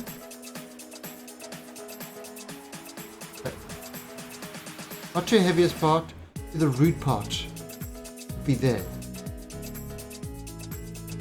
And this would be the root part. Yeah, what happened was the connections weren't rigid, or the connections weren't strong enough. So you got the wibbly wobbly syndrome, and the wibbly wobbly syndrome means that it's almost impossible to control. So let's try that. We've set the auto strutting. Now we could do it with other struts and stuff like that, but I don't know if our normal struts are even working properly with this. Bit of a pain.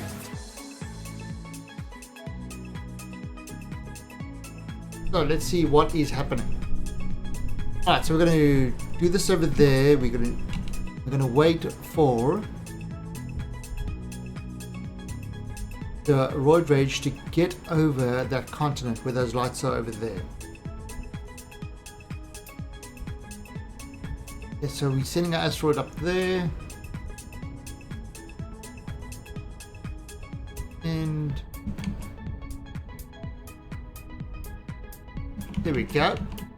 Okay, so let's try this again and see if we get that same issue.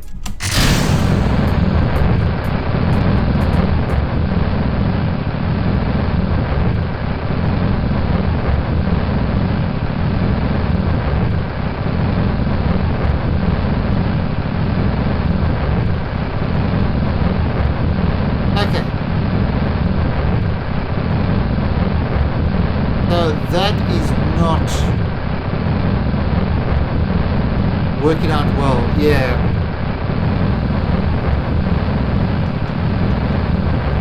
alright, so actually I can revert to launch. So the root part is not working out. It's to the heaviest part. Now the problem with the heaviest part is when we do the docking, that could cause issues.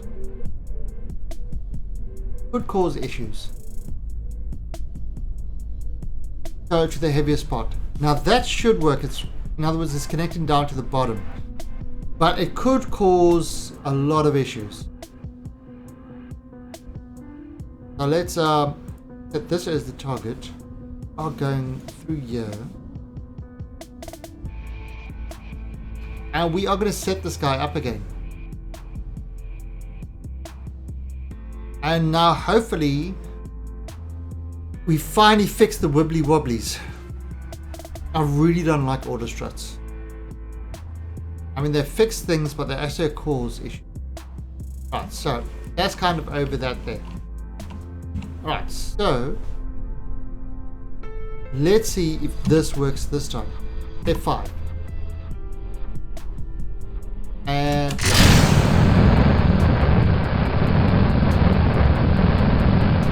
okay, I'm not getting wibbly wobblies.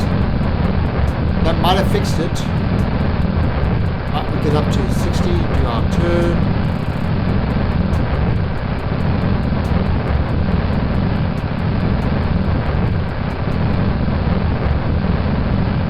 I mean, there is still some wibbly wobblies.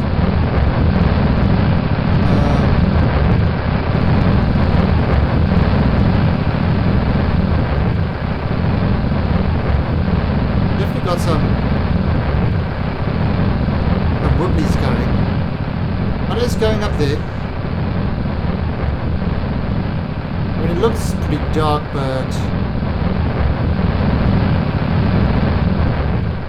it's going up there.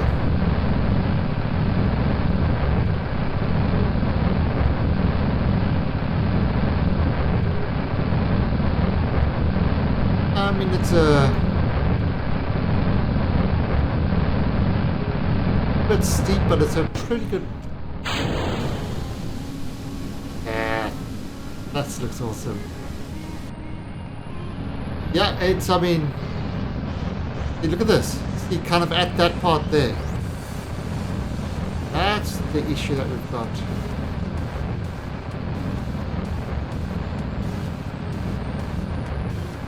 Right, and we're looking at our height, and we want to get to about 150.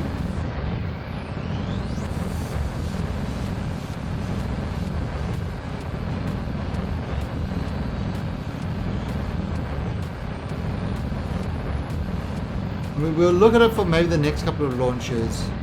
See if we can fix that up a bit.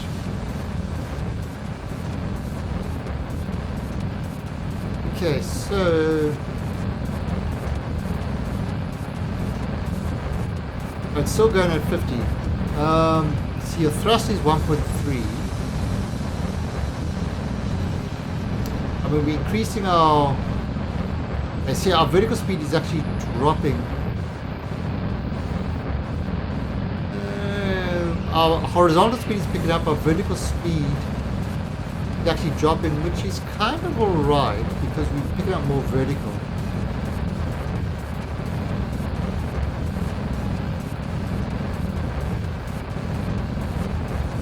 mean, we are pushing. Okay, so we are hitting space. Now we've got to go up another 74 kilometers. That wobbliness is a lot of energy wasted. It looks like it's kind of hypnotic the way it's.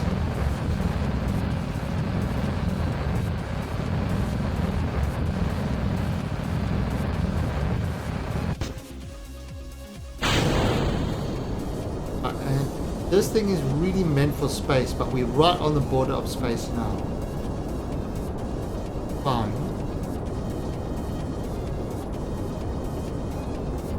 Right, now, we can actually get rid of these. We don't need those anymore, we're in space.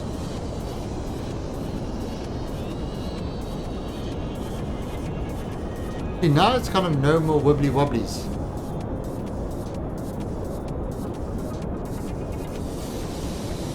Right, so yeah, you see, so this is actually working well. The stages, see what this, each stage is doing. You see, this is definitely a space rocket. It is not an atmospheric rocket, a space rocket.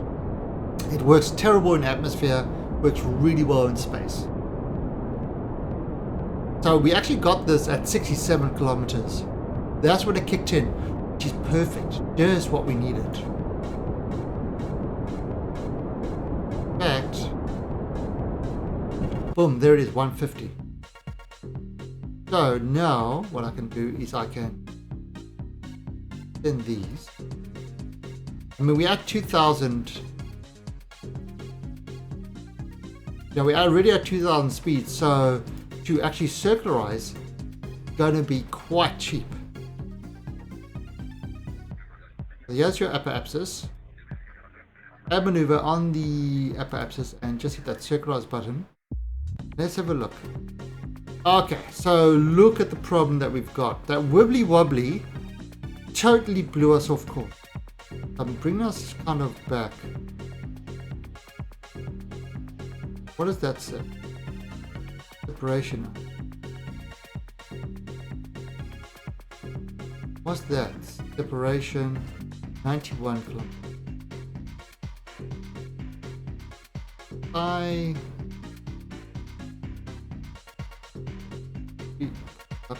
Oh, there we go.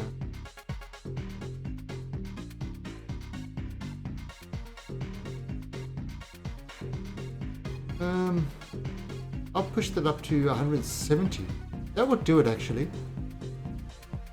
And it's only 315 delta V. That would be pretty close over there. That would be pretty close. 17. That would be pretty close. Have a space right. I had more junk than ships. Oh! Yes, I had to go clean up all my space junk. I had something like 100 and... Like I was in the hundreds. I was well in the hundreds of space junk. I was definitely well in the hundreds. So yeah, that is definitely something that you've got to do. Right, now look how much battery I've got. So I've got no problem with the batteries. Yes. So that's actually working well now.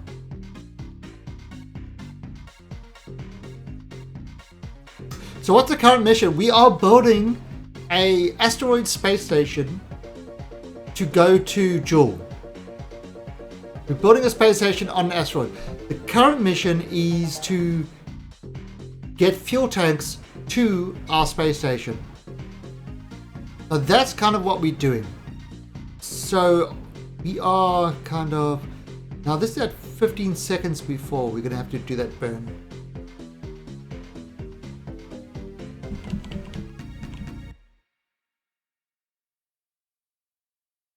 So this is a fuel tank that we're sending up,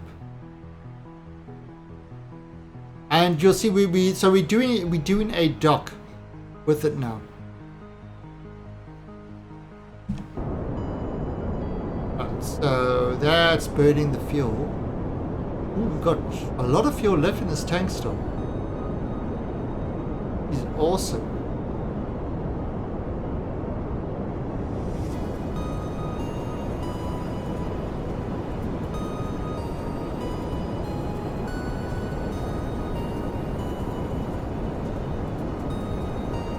that sunrise. All the power is collecting.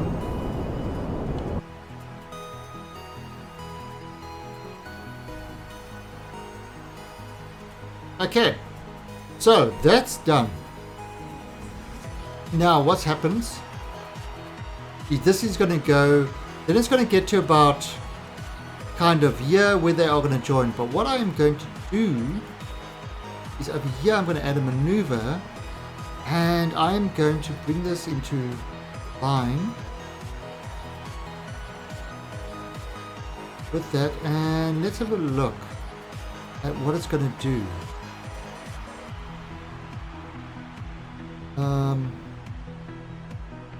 If I bring this down,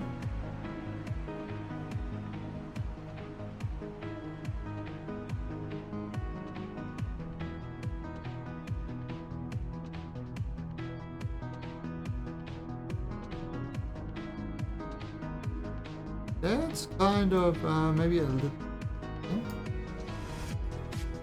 kind of here like that.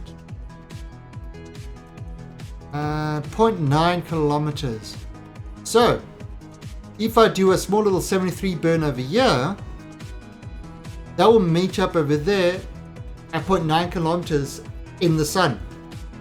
Perfect. Perfect. So 2 little burns, and we've kind of got our, we've kind of got it all worked out. So what I'm going to do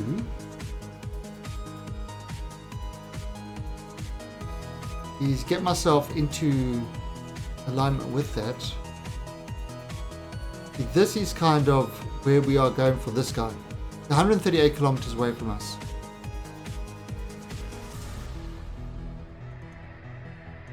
Right, and so what we're going to do, I mean, we're definitely catching up with him. Because we are, I mean, well, at least it is catching up with us because we're on a higher orbit, but we kind of on a completely different plane, so it makes it hard. This is our fuel tank to go to, to build onto our asteroid space station. We captured a huge asteroid, if you remember. And it's going to become our space station sending to Jewel. They're 23 kilometers apart. Okay, so we've got a 3.3 second burn, which is going to put us in the right plane and put us on a course to meet up with this guy. My height at the moment is 161. This is at 120. So there is kind of a big difference in height.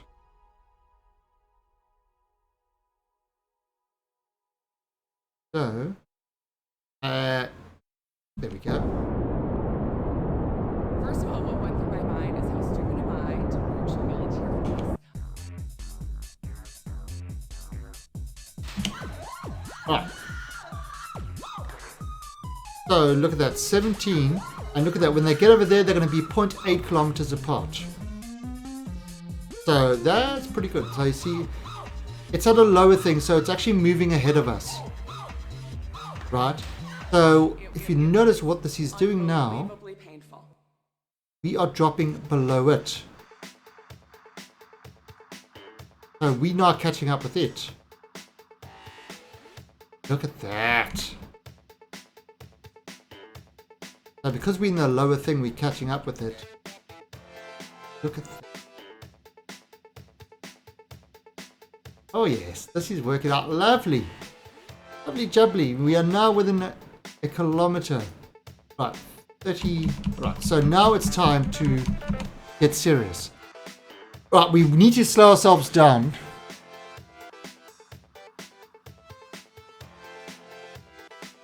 Oh, come on, turn.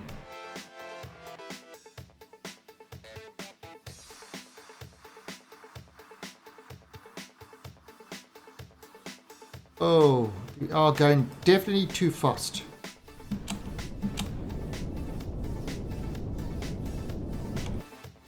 .7.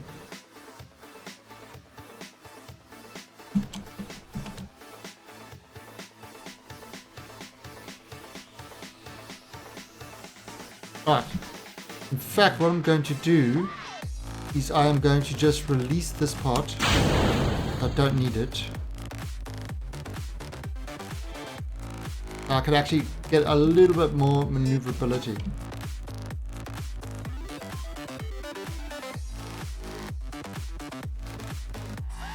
Right, so where is our asteroid base? So that's should be close to us. Where are you, Mr. Asteroid Base? You should be around here. Oh, there you are! Ha! You are hiding!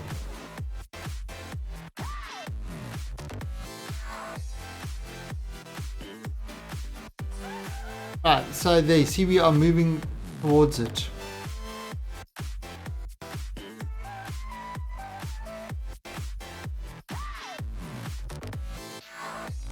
Okay, so we are going to also select control from here.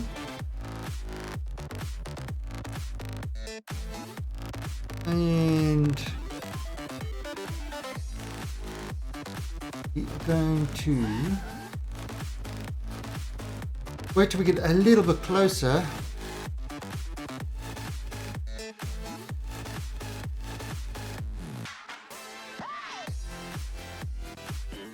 Kind of on target. Still 2.1. Be nice and close to this. I mean, the whole thing we worked out, it was for this section, not for that section.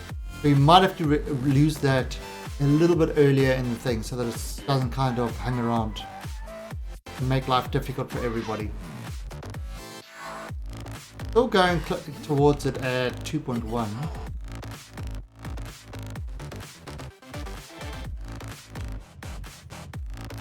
Here we go. 1.6. And you know what? Let's just stop ourselves.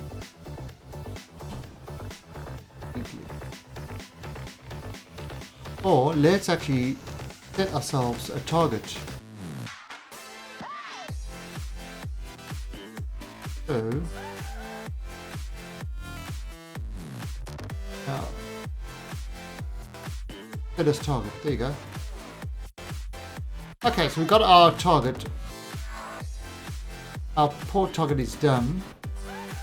So what we're going to do is we're going to get ourselves lined up with that.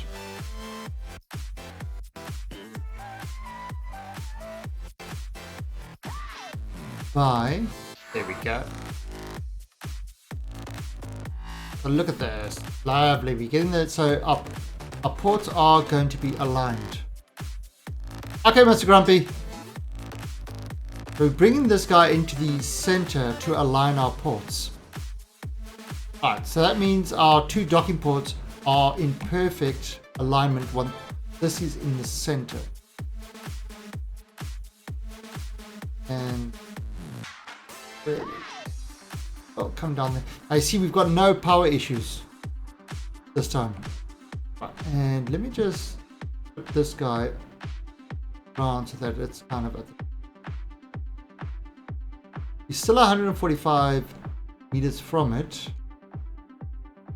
And there we go, kind of nicely aligned. Okay, so now we can use RCS and we can sort of go towards that. And you can see what I've done is I've moved the prograde onto the target thing. That's our target. Our thing is like exactly center. And you can actually see these green lines. Once these green lines are kind of in the center, that means we, like, you know, the craft is in perfect alignment. At the moment, the ports are in perfect alignment. Right, now we've got to also make sure set camera here. Now we've got to make sure that we don't hit anything. So really what I want to do is I want to push myself sort of to kind of go past it before Yeah, it goes straight down. So that's why it's not exactly going at the port. That's why I've got the thing going past it.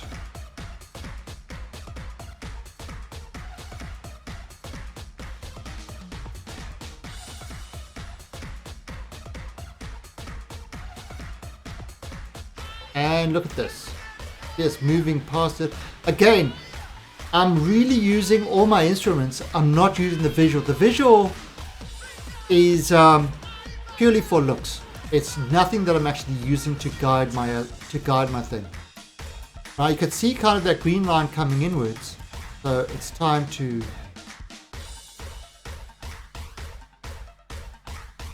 probably see that green line, the green line on the left, moving towards the center. As soon as it hits the center, it kind of means that we are directly over it on that side.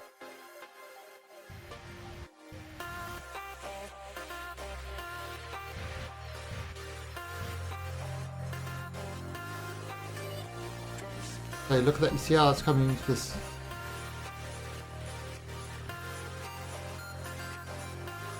Look at that, see how it's coming to the center. Okay, and now I can just use caps lock to kind of make that final adjustment that keep that direct in the center. And you can see what's happening over here. Look at that.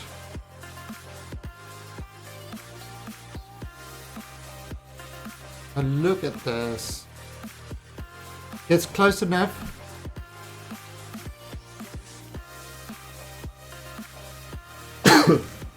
It is docked.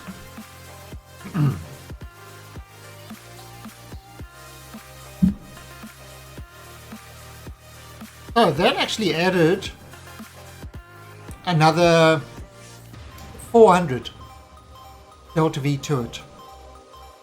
Alright, so now that this is docked, we're gonna have another 4 tanks like this. One over there, one over there, one over there, and then the living quarters are going to be below that. So this is docked now. There's no more fuel to transfer, so what we can do is we can hit the decouple over here. And now this thing, turn this on and kind of move this away. And this guy can now head back to the, can head back to kind of Kerbin. However, this guy, the reason I use those construction ports is because I can now do this. See this? I can now hit compressed parts. And look at that. That is now welded to that tank. It's actually, it's welded there, so there's no, you cannot remove this. It is stuck there, and it has that permanent rigid setting. So it is part of the ship. It's as if we built this in the, it's as if we built this in kind of the VAB and set it up like that. And that's why I'm using these welding ports. So we're going to set another 3 of these up to do those, and that will be the fuel for it. 2,200.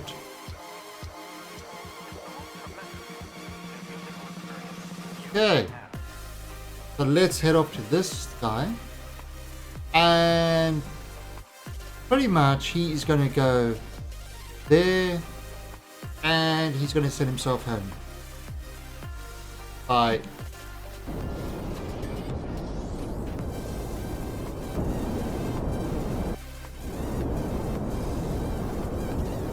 Just taking himself out of orbit. And that's it, really. If we look, you see what's happening. Coming right down. Oh, that is Roverdu's construction.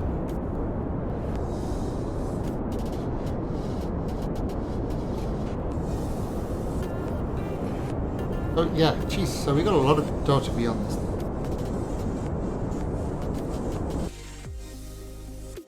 So wow. Okay, so he's going to be falling straight down. Now, what I'm going to do is I am going to go quickly grab myself a cup of coffee, and then I will sort of come back and we'll do the other parts. Now that we've kind of got that rocket working, the idea is there. We just need to set up another 4 more parts to get it. We've still got 18 days left to build this station of Kerbal time. All right, so I'll be right back.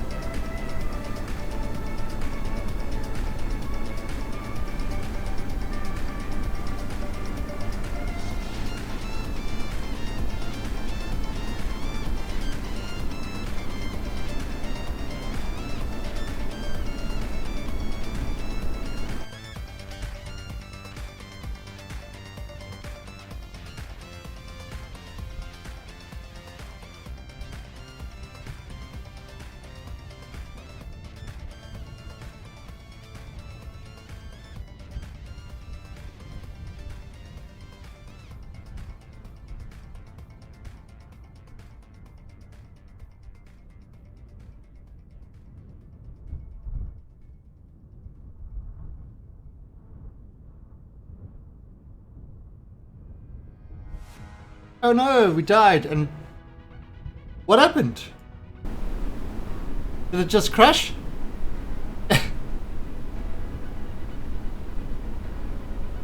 Nice intermission splashdown. Yeah, awesome. All right. So I mean, no boom. Ah, that's not good. That's not good at all. All right, so we're gonna go to the space station. Remember yesterday? How upsetting was it yesterday when we found out that asteroids float? I wanted to build an underwater base, but asteroids float. Very disappointing. Very, very disappointing. Alright, so again, we're going to now do the same thing, but let's... I mean, we built the whole thing to get parachutes on, to try and get this thing, and the freaking thing floated. Alright, so we're going to set this over to the heaviest part. This is going to go to the root part. Okay. So let's see if that will reduce the wobble.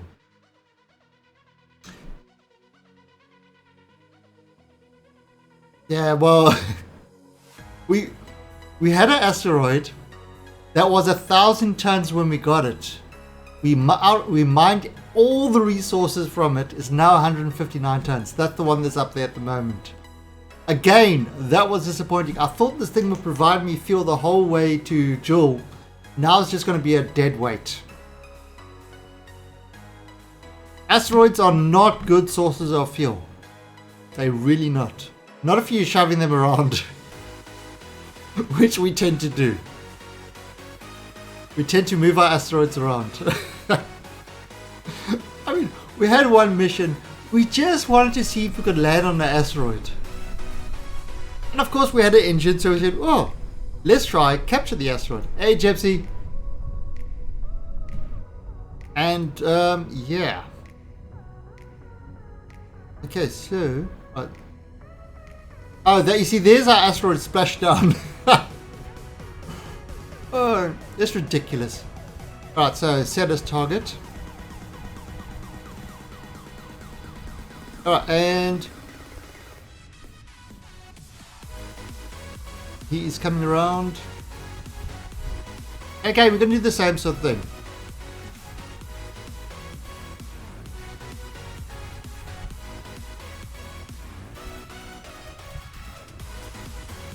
Asteroids are not Pokemon. But there's an app for that.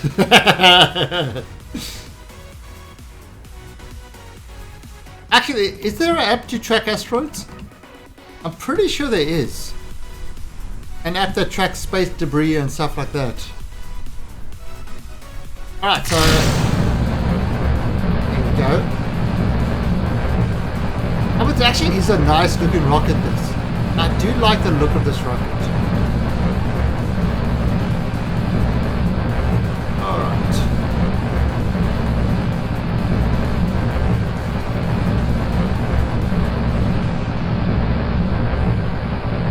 Okay. I am not seeing the wibbly wobblies.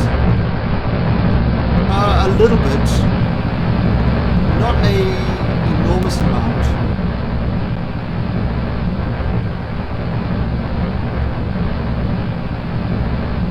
Okay, so he's going pretty much just as we want. Oh, look at that sunrise. Look at that sunrise.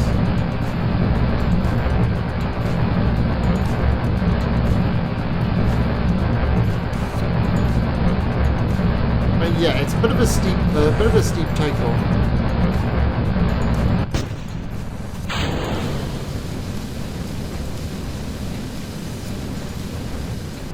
Look at that.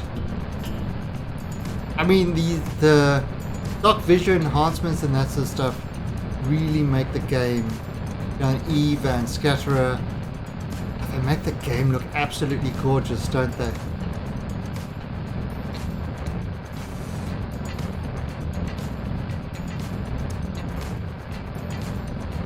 So that's this.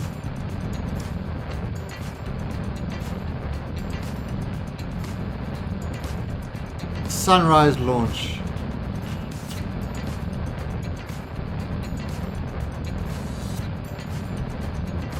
Right, so this is going right. So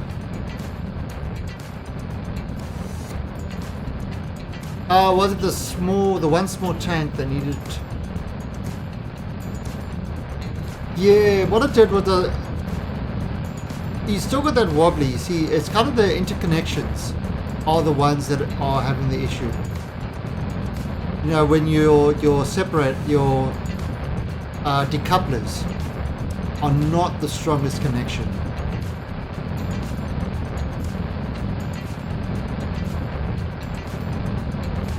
Right, so he's still going up. I mean, got to get this up to kind of 150 or so. But looks like we're keeping a really good east to west trajectory. So that's good.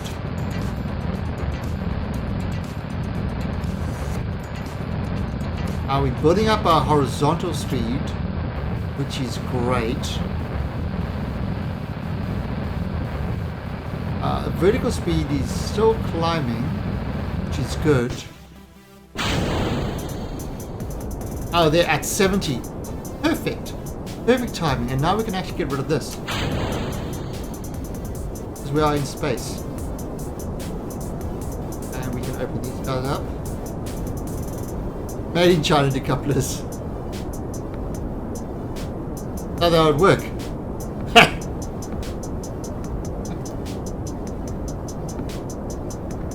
Is that what you say? They're cheaper and they work.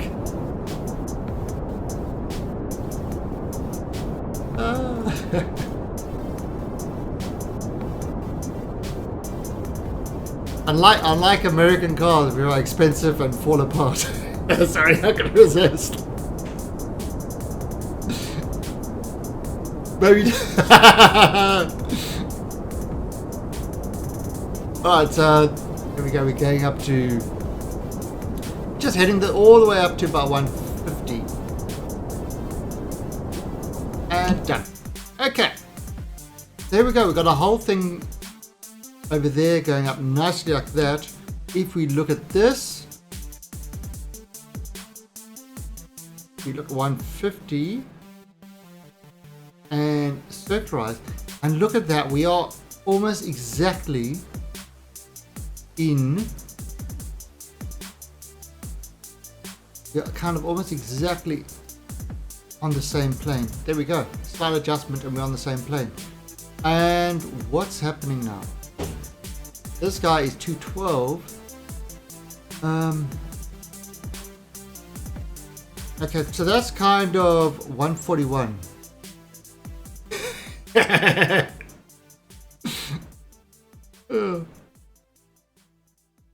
Sorry, I'm just being me.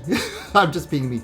Alright, so now we are way ahead of it. So we've got to wait for this thing to catch up. So what we're going to do is we're actually going to kind of increase our apoapsis so that when they actually come around, oh, that's too much. Let's just have a look. Let's just see how this works out. Let's get ourselves into orbit first, and then what we will do, well, we are above it, so it should catch up with us.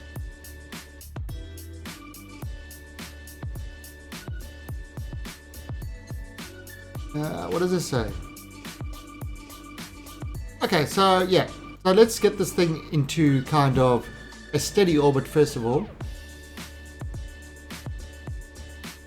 and then we'll make an adjustment on how to actually, mix these things up. My first got 79 Cutlass. The Cutlass used to be my favorite spaceship. Oh wait, wrong game.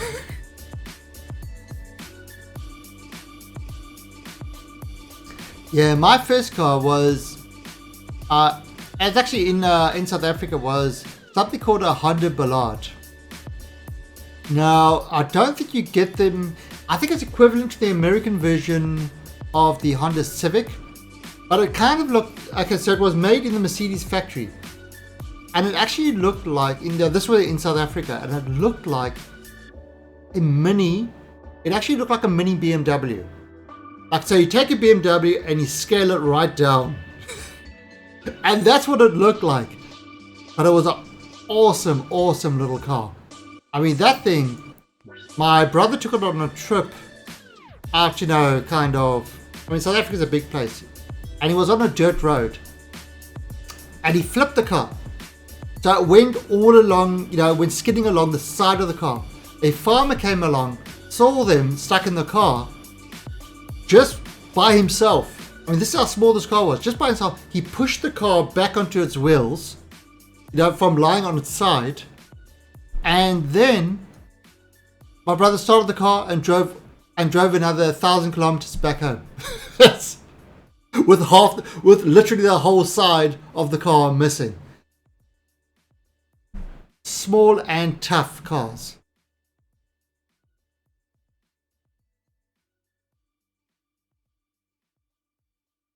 And then, I mean, and the car literally was so old, it had so much use that the entire electrical system rusted away.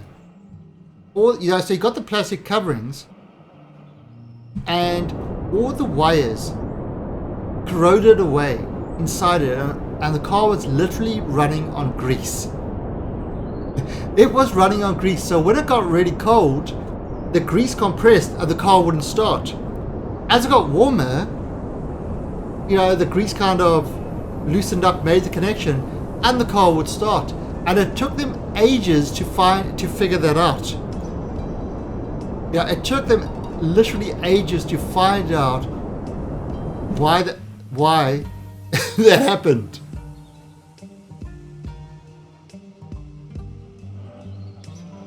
Yeah, so it's kind of like, it used to be my mother's car.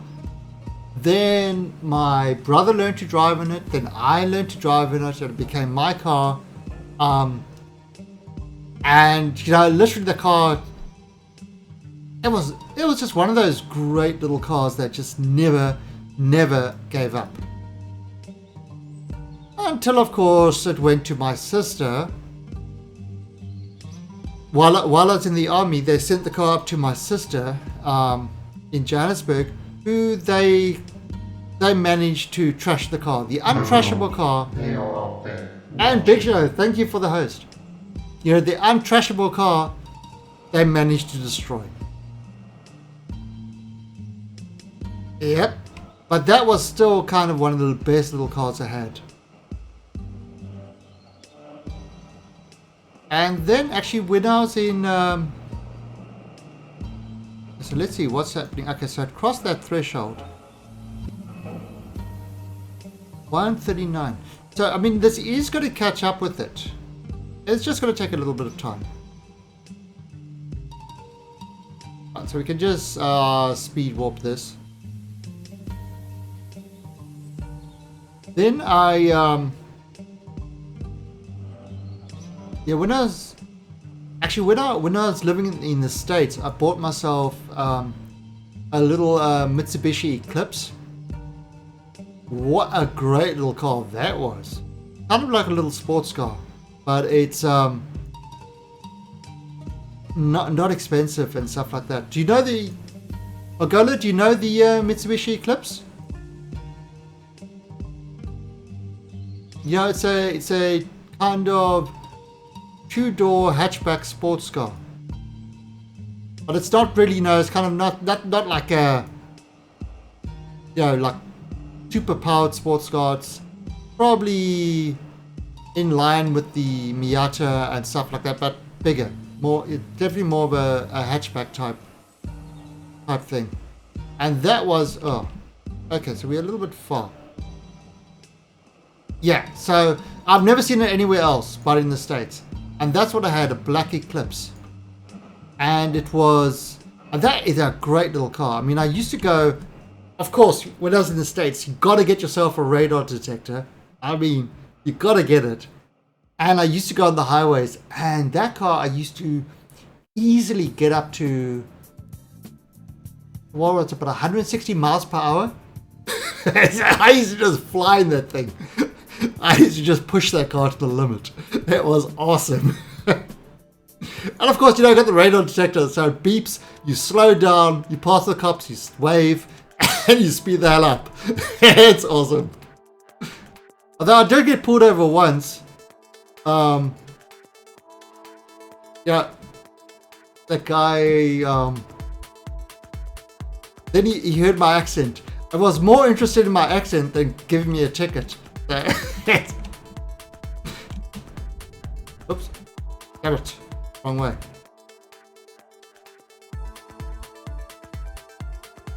Okay, you know what I'm going to do? I can actually get rid of this stage now. I don't need this stage anymore.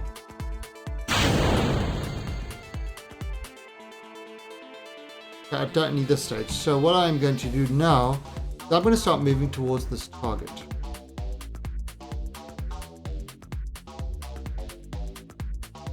And by doing that, I am going to pull this to the target. Yeah, but the Eclipse was a great little car. I really liked it. And, you know, I enjoyed that was the first Mitsubishi I'd had. And when I then moved to Australia, I ended up, I mean, I was more kind of riding motorbikes, right? But eventually I needed to get a car. Now, I had a Honda CBR 600. Great little bike, that one. Absolutely awesome bike. We didn't kind of a fast thing, but we got the fuel, so it's not an issue. So yeah, I got myself a little sort of CBR 600. Used to take that to the track. Damn, what a fun! What fun! There's nothing like doing like 160 k's an hour around a corner with your knee scraping on the ground. Such a good feeling. Seriously, major adrenaline rush. But anyway, then I got myself a Mitsubishi Mirage, which they don't make in Australia anymore. But that was also not a sports car at all. Just a little hatchback, you know, equivalent to like a Toyota Corolla type thing. But man, that car, never had an issue with it. Ever. Yeah, that car used to go everywhere. Never had an issue. But then again, I never used to drive that much.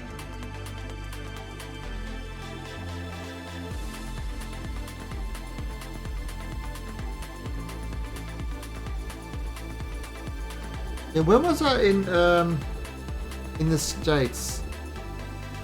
I think it was back in... Was it around 97, 98? I know it was when it was with Lewinsky and Clinton. When that whole thing was going on, I was in the States. Because that used to be the popular thing of discussion. It's like... And I was in Kentucky, so they're all... they're all kind of... You know, the worst thing that could have happened. And I'm like... And I was like, so the guy got laid. Give him bonus points. Don't get upset with him.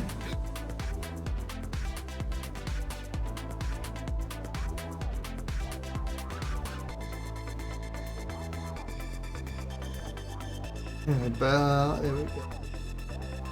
Oh, so we're getting nice and close. So this is working really nicely. 5 kilometers. We can just let this go.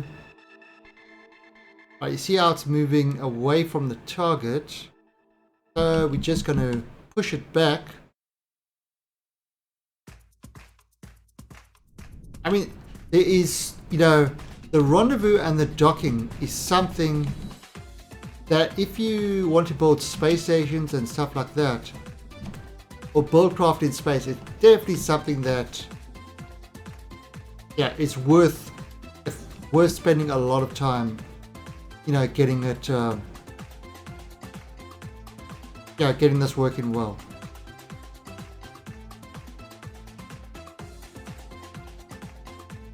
Okay.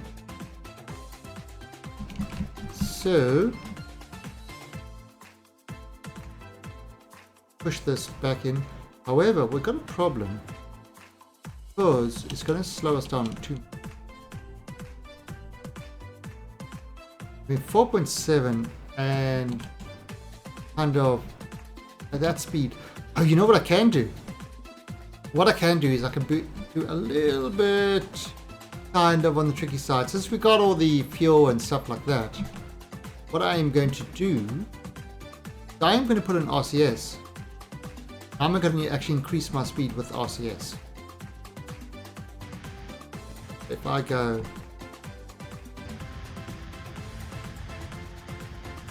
there you go, I'm increasing my speed to the target with RCS now.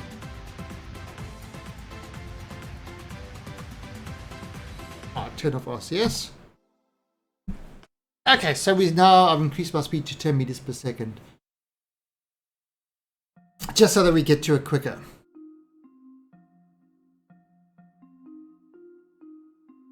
Wait, I'm going to just speed this up a bit more.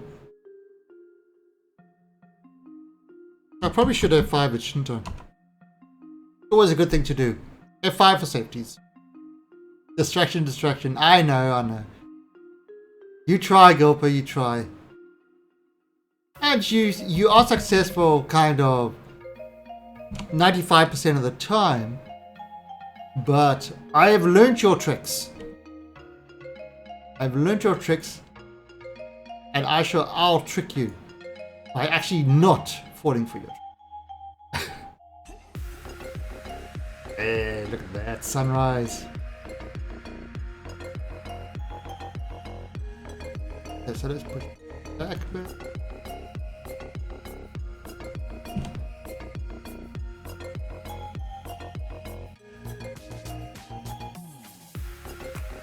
$500. You do.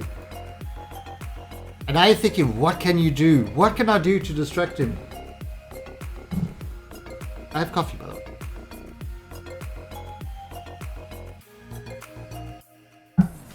Actually, I just realized last night I was so distracted I forgot to have dinner. It's like my wife asked me, said, what did you have for dinner last night? But she was out. And it's like,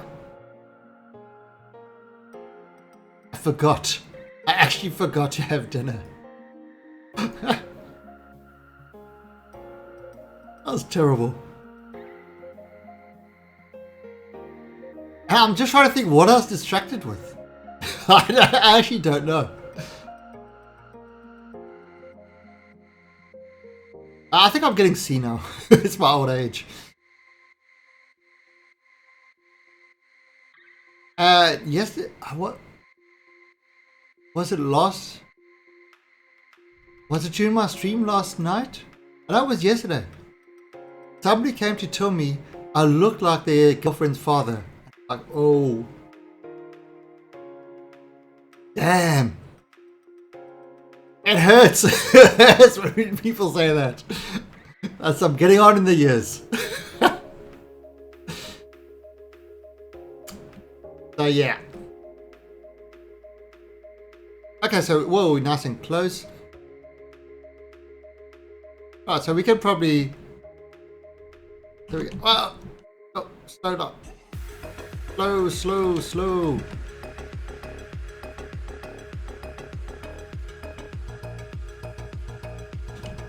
But you know what? You know what they say? You're only as old as the woman you feel.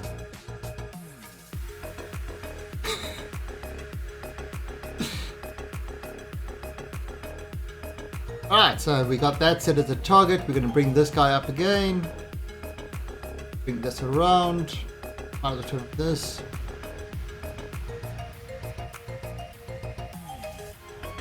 Okay, bring him up there. Bring across. 159 meters from this.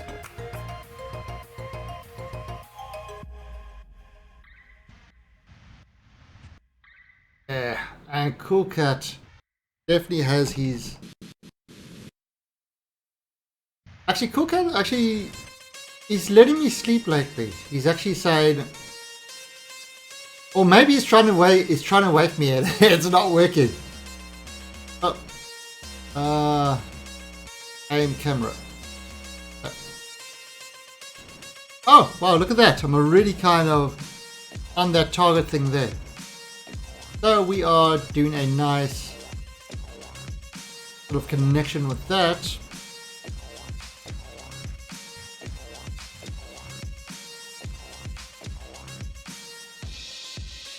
And the sun is right behind that. So 118 meters. So yeah, this is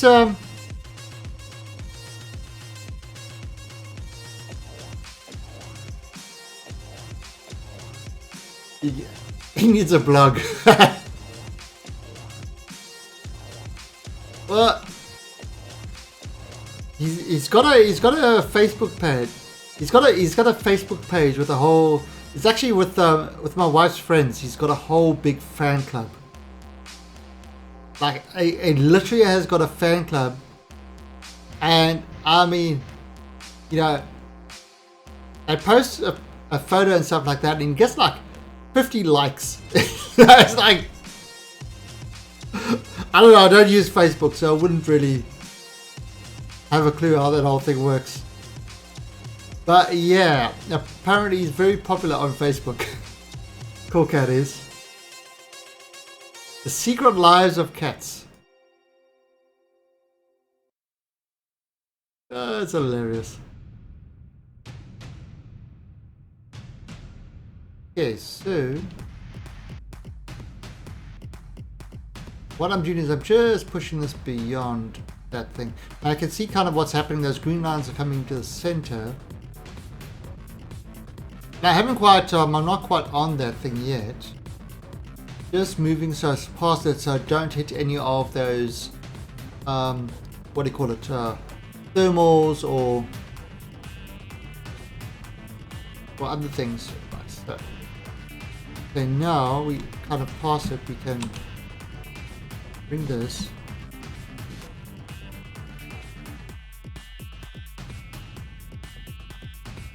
So, bring this a little bit.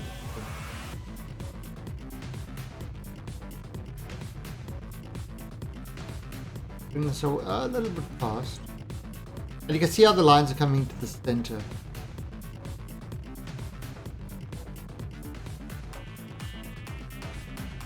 Okay, so as the lines come to the center, it lines up.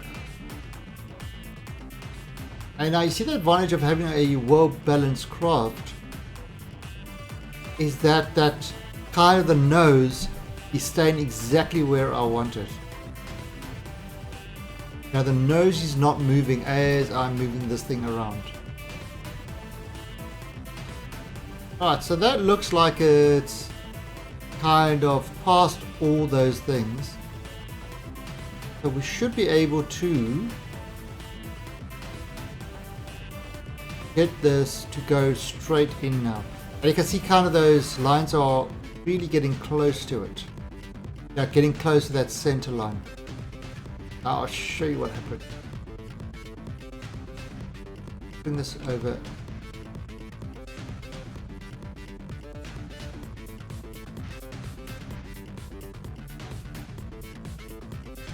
You see how it's really lined up now. If I just make the change and this guy like that. Right, and that's it. I can just leave this and the docking will be perfect.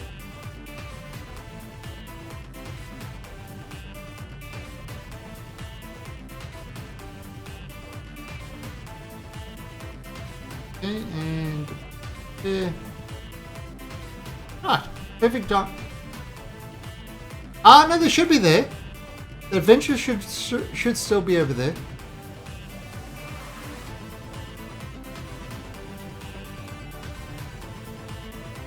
The bot hasn't changed. It's been updated, but it hasn't changed.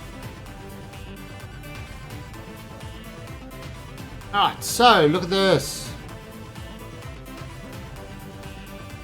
Look at that. Perfect docking.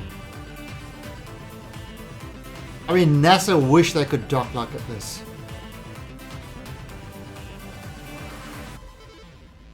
And actually, it's look. And docked.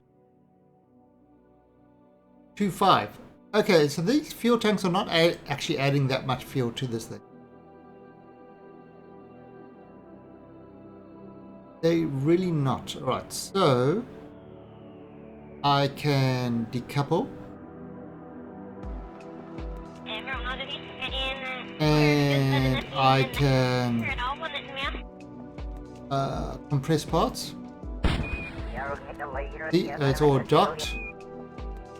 And then I can take this guy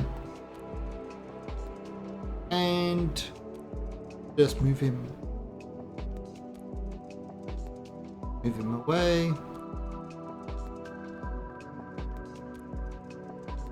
They see another 2 more. And that's kind of will be the fuel for the thing. I mean, it's although no, that's this Delta V.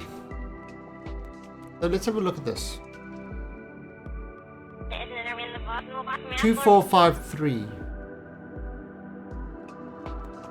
Not really great.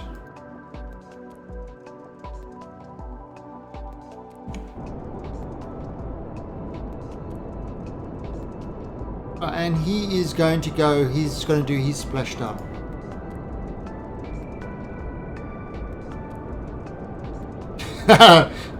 It's true too.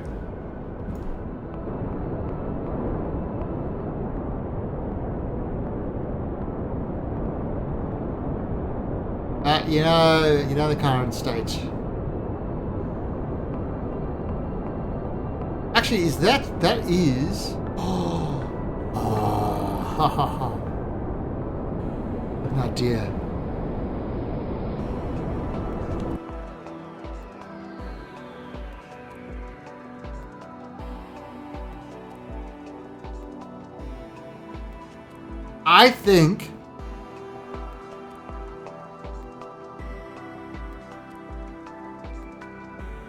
I think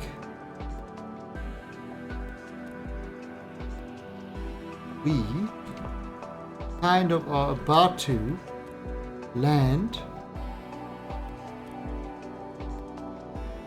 See if we can hit the KC.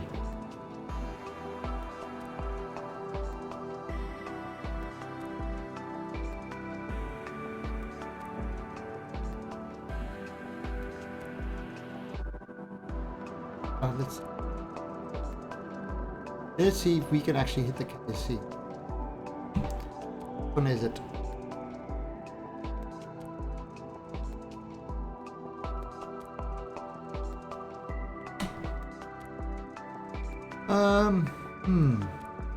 Okay, let's have a look. Yeah.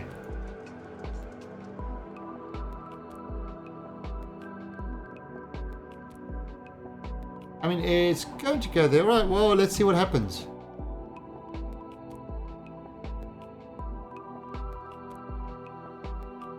Let's see what happens. Okay, so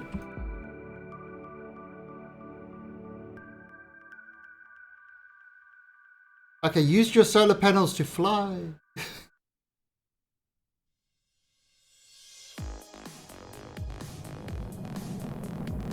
Oh no, no solar panels. I can't fly anymore.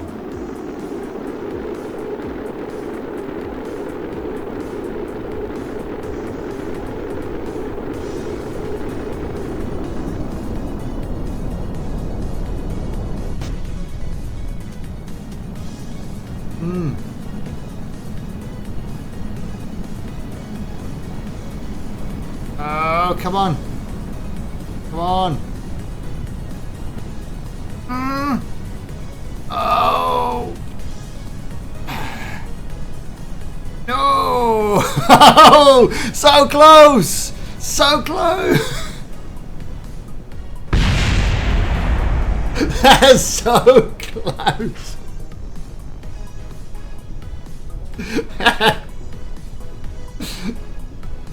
Damn it. Alright, so let's head off to the space center. And we're gonna launch another one. So close. So we've got 2 more of those launches to do. Now we could try to do 2 in 1. We could definitely try to do 2 in 1. I don't know if we should.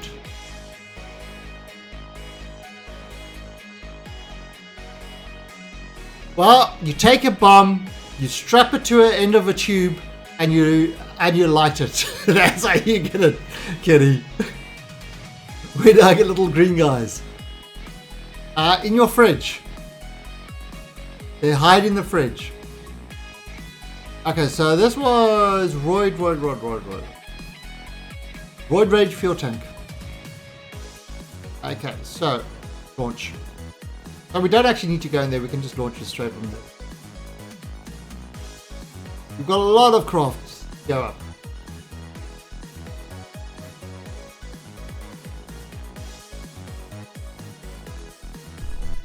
How are you, Mr. Kenny Lee?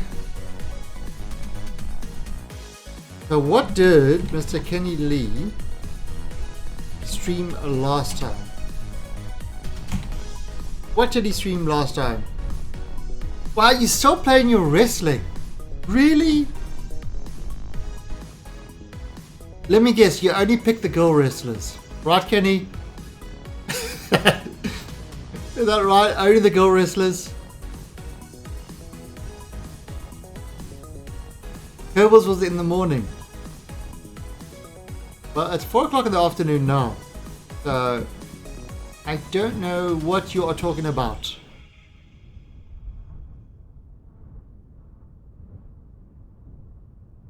Okay, so there we go. It's... bang, right there. Okay. Get back to this guy.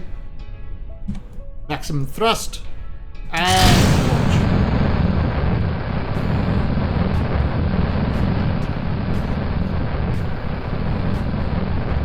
We've actually got a daytime launch. Right, and return.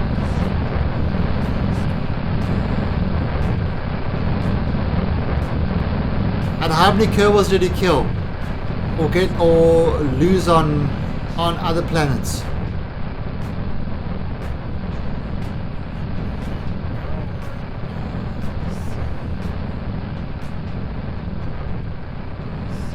Apparently Kenny learned how to kill Kerbals. He learned how to kill Kerbals from me.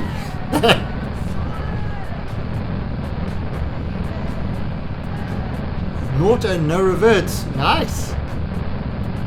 Okay, were you actually just driving a little car around the space center collecting science? Is that what you're doing?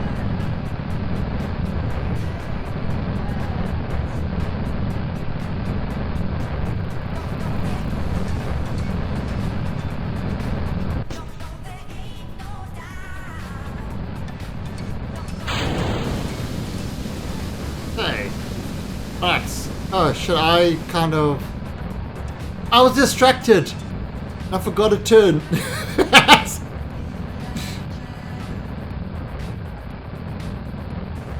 I think GoPro sent you to distract me.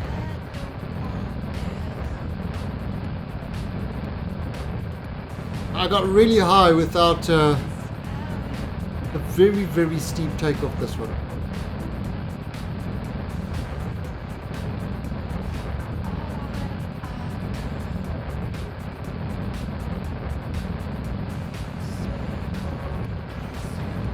I need to kind of increase my...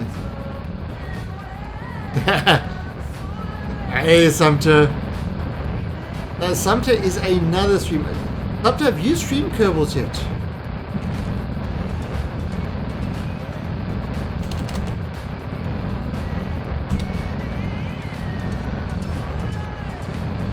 Interstellar Rift. Really? I've got that game as well. I've been meaning to play it. To me, it looks a lot like Space Engineers. It looks a hell of a lot like Space Engineers, but I've been meaning to play that game.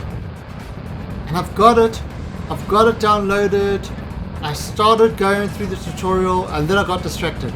And I never actually got back to it. But how is that game?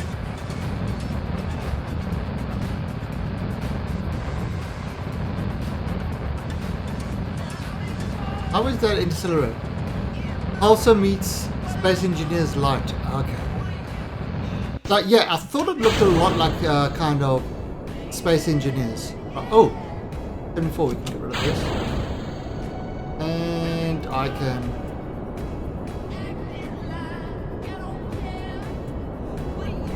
extend these.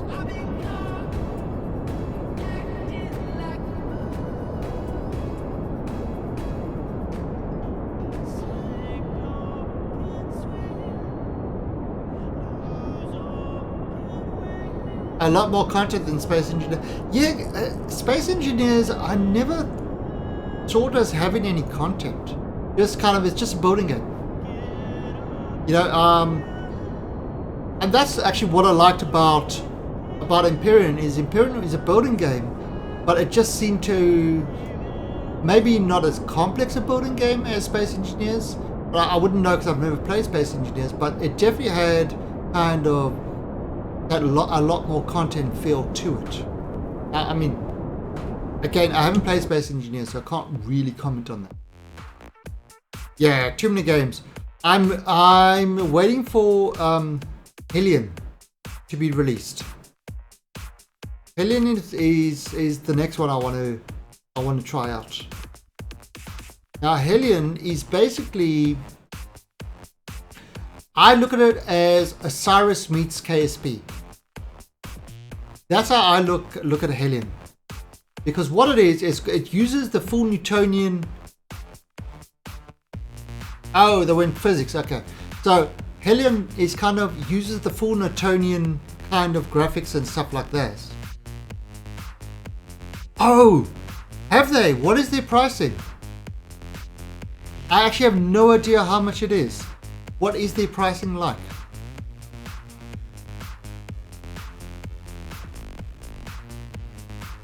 $25. Okay, that's not too bad.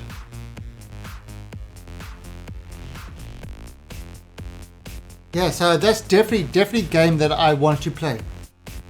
And again, it's a multiplayer game. I'm gonna try set up a server for that.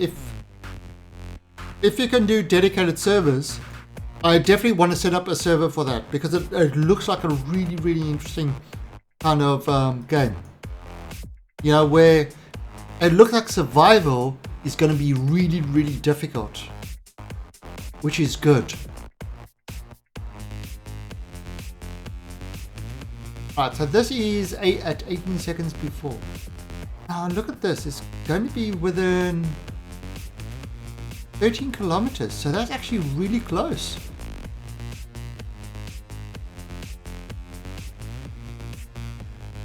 It's a space survival sim without landing. Exactly.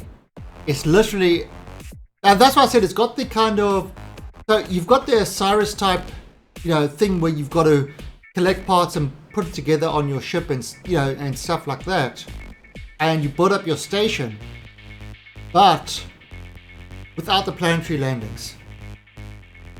So you've got to go around the solar system collecting parts and that. And again, it's got the whole Newtonian physics to it. So, you know, if you push with your RCS, you're going to continue floating in that direction. And you have to make kind of small adjustments in that. So it's got that. I mean, I always thought, I thought, okay, so if, for example, Star Citizen had, I mean, that whole Newtonian physics, You know, so to get to other planets, you would actually have to plot your path amongst, amongst things to get there. I thought that would be cool, but it wouldn't really work in that game. Not with future drives and stuff like that. But it seems like in Hellion, that's literally the way you get around. Although, it's going to be interesting because you can't really do this without a lot of time warping.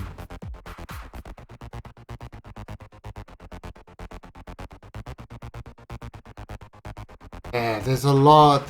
But isn't Hellion on the like 25th?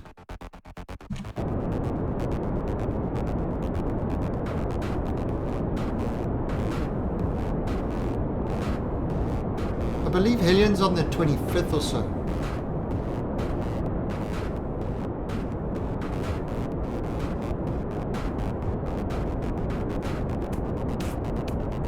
Let's have a look.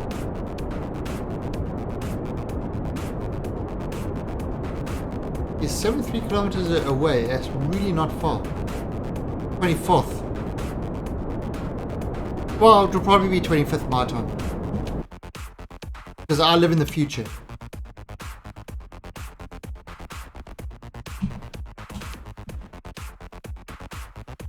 You guys on the other side of the world live in the past. I live in the future.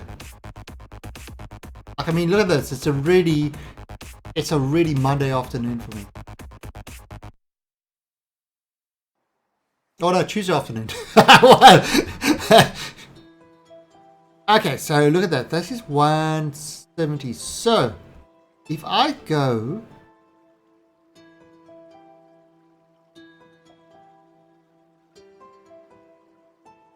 I could. The problem is, there's going to be the lotto over here, not the lotto in the States.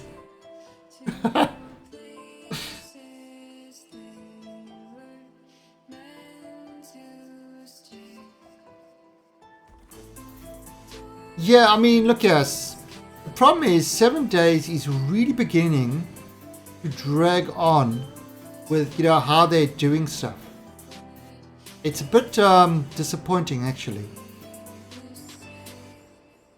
So let's see if I can. Can I adjust this?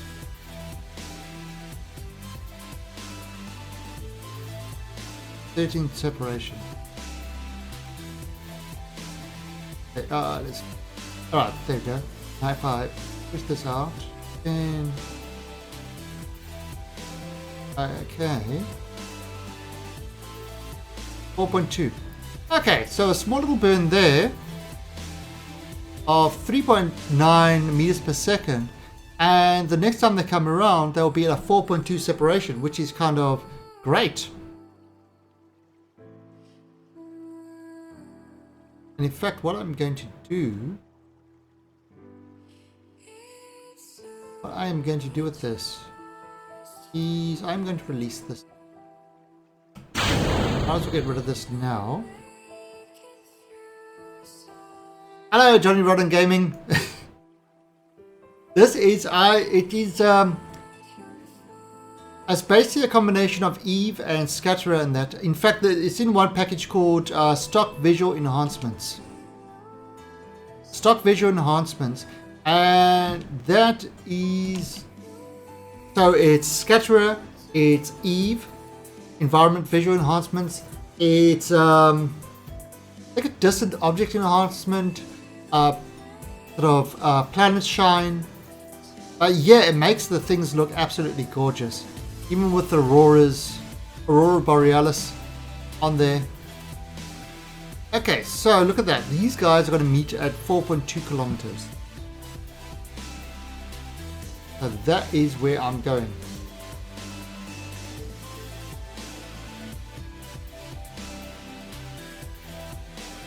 And look at this. So we've got the Roid Rage station here. Yeah, I mean, it's, even like the sun flares and stuff like that. I literally can't play stock Kerbal anymore. I need the thing to look good. Oh yeah, look at that. Come on, nice and close. Okay. So that's pretty much what we want. And 6.8 meters per second going out. So what we're going to do is we are going to adjust this so that we are actually heading towards this guy now. Now it says 5.8. It's like really, really slow difference.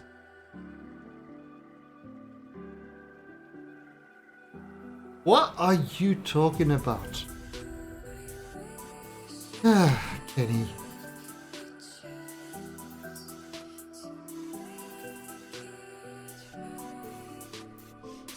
Kenny's still got his zombie nurses in 7 Days to Die. That's kind of his thing. Kenny likes the zombie nurses.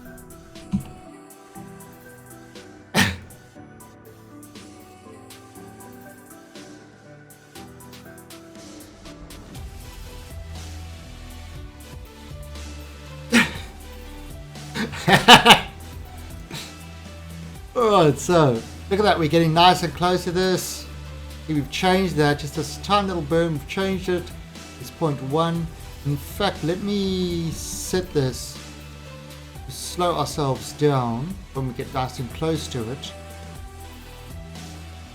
Yeah, we are getting, this is a nice meetup. I mean, just looks awesome. Right, and I'm doing it from this angle because obviously I want to keep my eye on the distance there. Actually, is there a way to get this distance?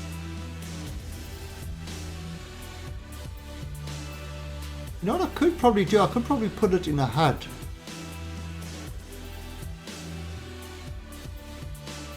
I could actually put the distance to the target in a HUD.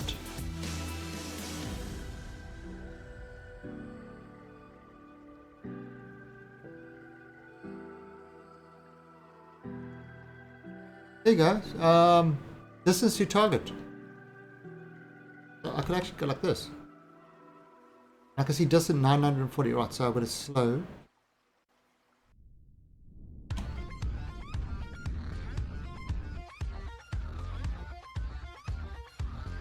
Yeah, 700 and... Alright, so I could actually put this in kind, like for example, I can't. So those are all needed.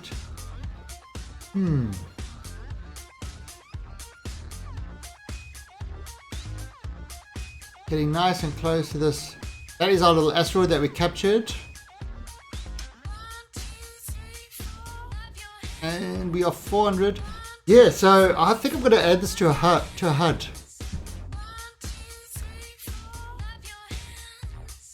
Add it to one of my HUDs.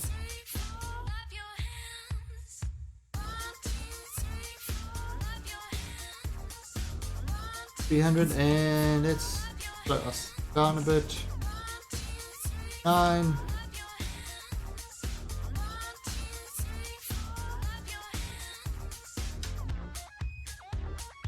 Are we 250?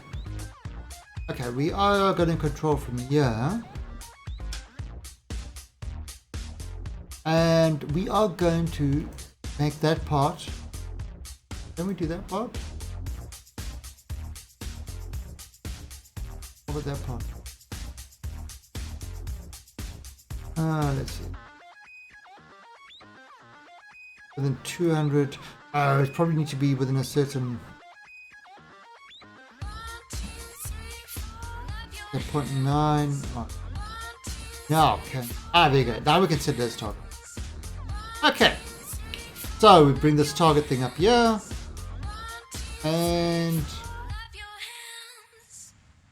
let's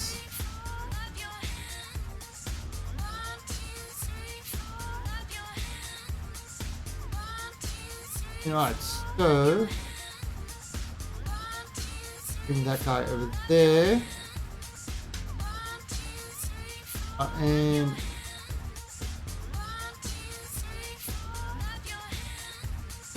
bring this like this. We want to bring this into the center.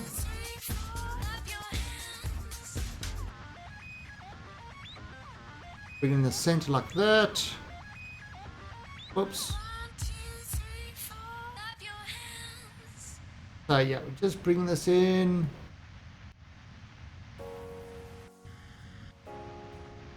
Up. Okay, there we go. Kind of in the center there. But now we can use this because we want to kind of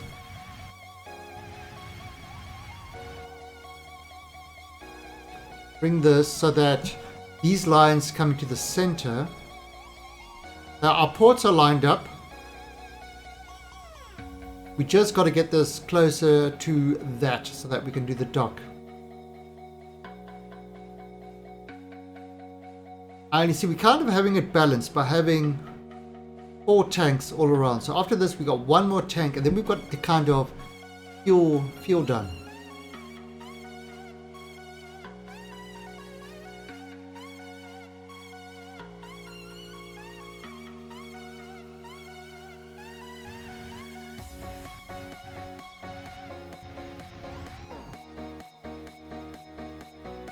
I am controlling.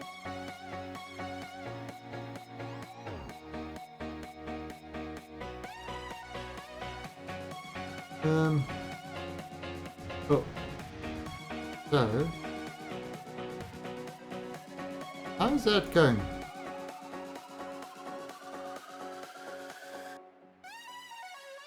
Oh, it's actually there, so maybe a kind of. There we go, look at that. See, it's pretty close.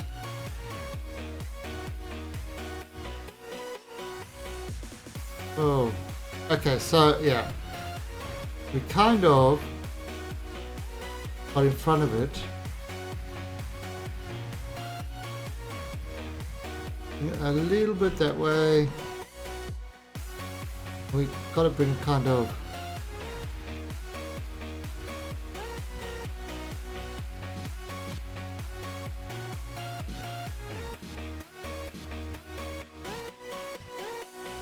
Okay, so it's moving towards that.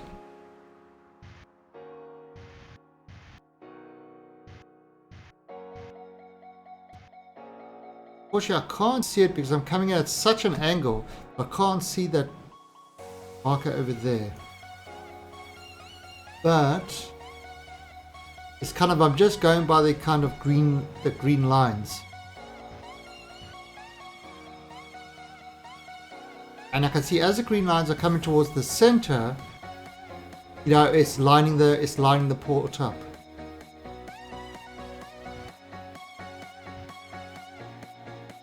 Okay, so there we go. And now I can use caps lock, and I can just give myself a look. Ah, there you go. Now I've got forward momentum. Now I can do that.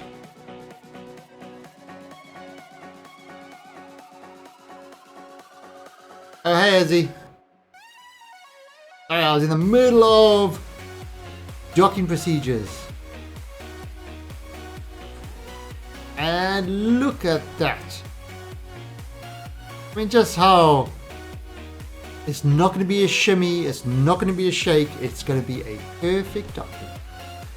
Look how pretty that is. And ooh.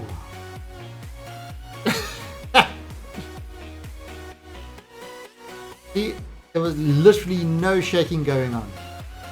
Okay, so we've got that docked. We can decouple this one. And we can take this one and we can compress it.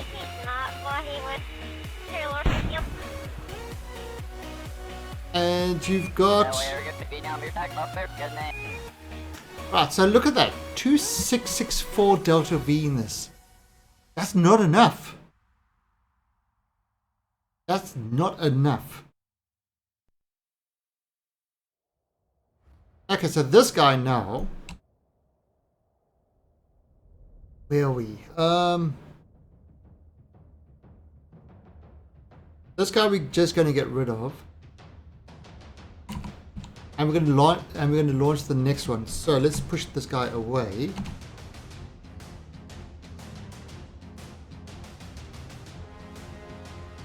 And in fact, what I'm going to do, you know what, if I set that as the target. What the hell? Let's actually just edit our HUD a bit. Okay, so I'm going to remove that. And I'm going to edit the HUD. HUD 1. Alright, I'm going to add rendezvous. And I'm going to add distance, target selector, intercept angle. Let's have a look. Let's have a look. Altitude. I think it's distance. Ah, there you go. Distance to target. Okay.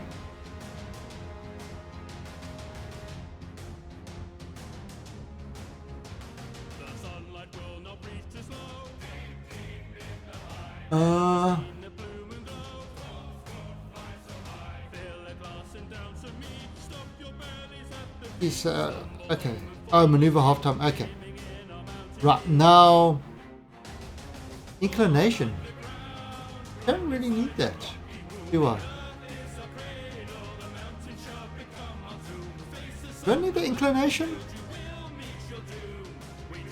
Got the inclination over here.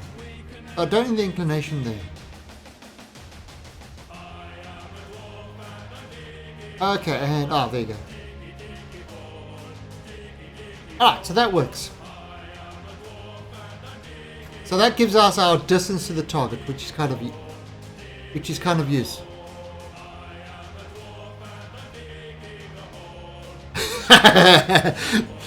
It was a tough.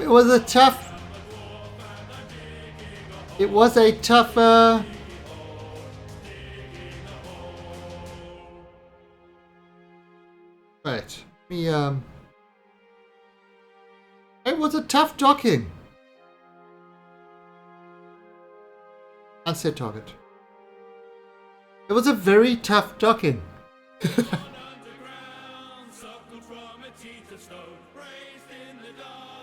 It wasn't my fault. The chair did not appreciate my skill. I said, hold me tight. And the chair said, screw you. So mean. Okay, so I'm not going to wait for this one to blow up. I'm going to go get the next rocket.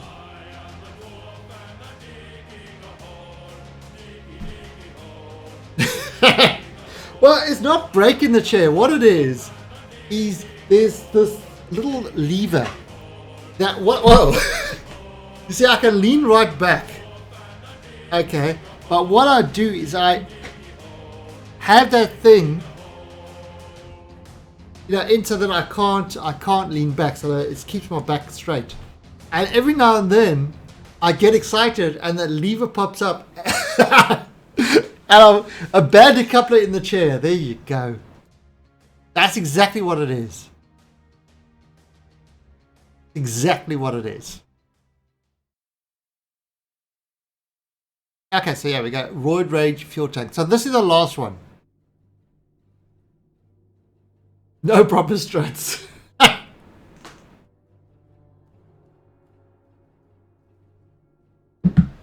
Kerbal engineering at its best. I use auto struts, but apparently, its heaviest part, as soon as I sat on it, it screwed it up.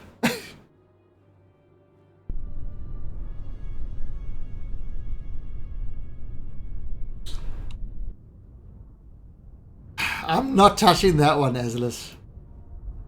I am not touching that one. Yes. Nope. Alright, so yeah, we've got this guy. You can see kind of the distance to the target.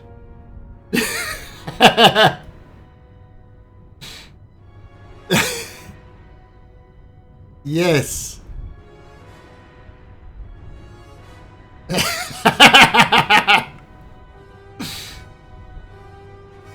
Okay, and we kind of got this guy right over.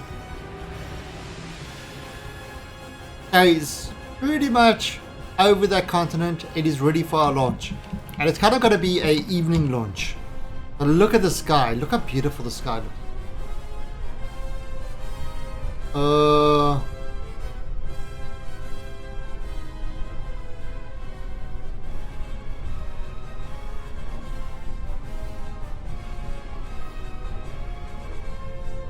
Alright, I don't know whether I should launch this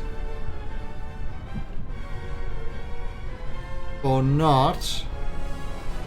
But you know what? Launch.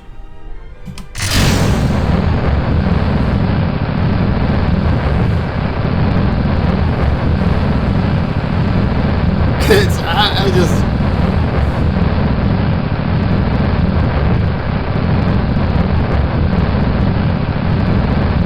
That is... I thought we'd fix up all the wobbling.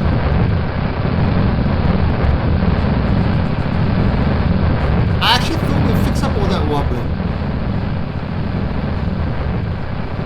And I can look at the distance. That's the distance to the target.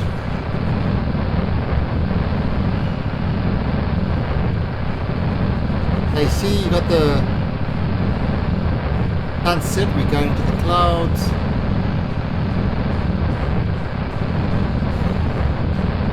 Although we seem to have recovered from that wobbly.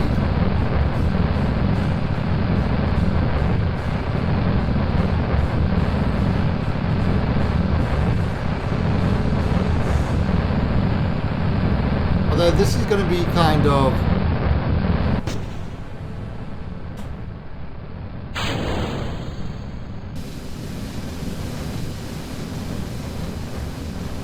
Also, I love looking at it from that angle.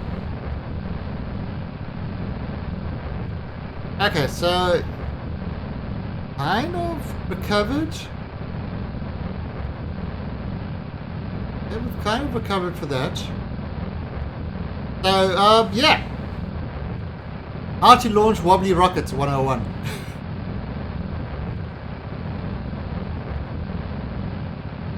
And you can kind of see we are... Yeah, this is a distance, but I mean, obviously this distance means nothing at the moment because we're just trying to get ourselves into orbit.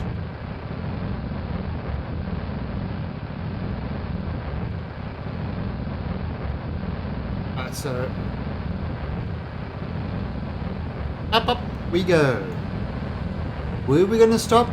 Nobody knows. Friday's lesson, how to deal with wobbly rockets. No. I'm thinking the tutorial on Friday.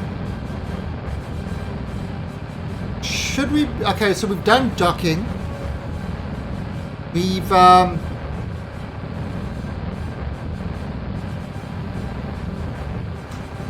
Friday, we've done comsats. Should we look at going to another planet? Maybe we can look at going to Duna. Yeah, maybe we can look at going to Duna. We're going to send a Kerbal to Duna on Friday. How's that? So going to interplanets. Right, you see at 65, so that's kind of... That works.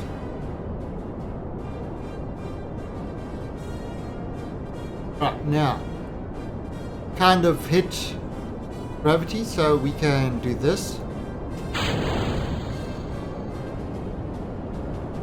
Yeah, we can't sort of hit space, so there's no more air resistance.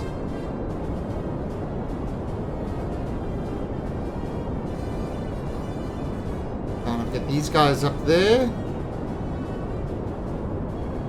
Get these guys up there. Right, so... He's just kind of, he's getting the velocity of this, you know, so it shouldn't actually kind of take a lot for us to circularize, because we are getting the height. So we've got to get to that height of about 149, 150. around there. Anything above 144 is good. Alright, so there, 148. So that looks good. Alright, so let's have a look at what we've got. He's coming up there. Alright, so it is a little bit... I mean, we're going to circularize it. But as you can see, it's kind of... not exactly... not exactly the best things. I mean, they cross over there. So that is 14.4k. Can we change that? So if we go and bring that there like that, 13k, 10k, 8.8k, 5.3k, and that's good. You see, that's at the crossing point, so that will be a good way to do it. So with one burn, and we can literally get ourselves, when we get to this point, in a docking state, or at least in a good rendezvous state. So one burn on our circularize will do it. We are currently 106 distance. You see, it's quite cool. So now I've added this to my... I've added this to...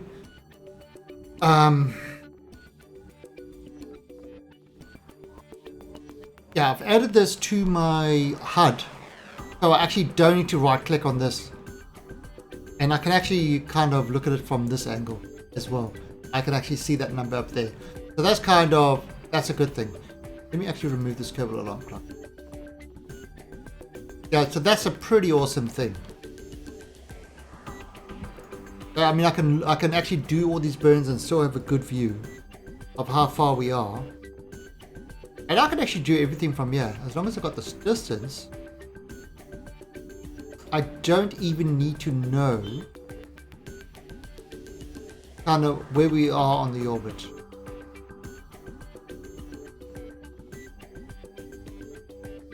Alright, so, I mean, because that was the number I wanted to know. Okay, and 12 seconds. Good.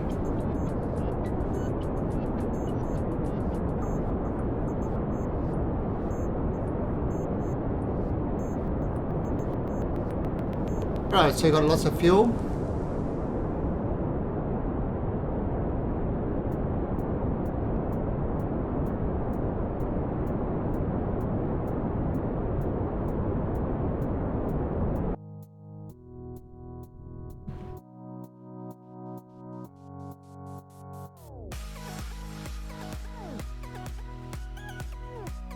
Just drive to the fridge. No, you want a go-kart for that. Alright, so, you see, we can just pretty much leave this thing, and it's going to bring us closer all the time until it gets to this point where it's 5.4 kilometers. Now, we can look at it from this point, or why don't we look at it from this point? And again, we're just keeping that distance thing on there. Look at that distance over there, dropping between the points.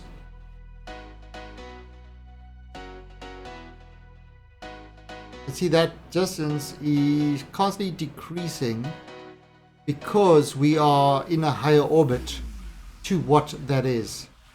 And so it is catching up with us.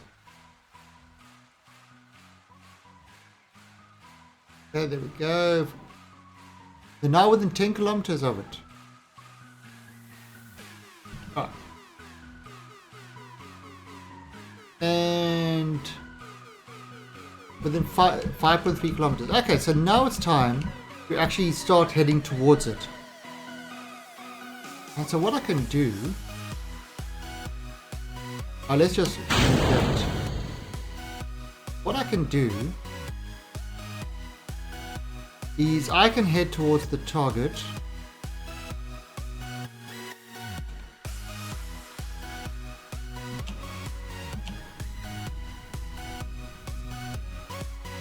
Where is my program marker?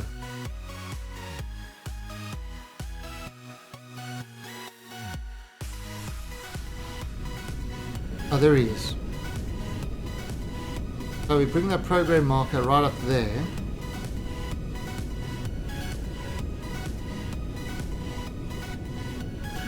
And we can see what's happening. Right, so it's kind of heading towards that guy. 4 kilometers away. And if you look over here, it's going to be within 0.1. Now, we are going at 80 kilometers an hour. So we're doing this rendezvous really fast. Really fast. So we got to be prepared to slow right down. We're within 2 kilometers of it. So it's time to definitely get that slow. 1.8 kilometers. Are definitely slowing ourselves right down.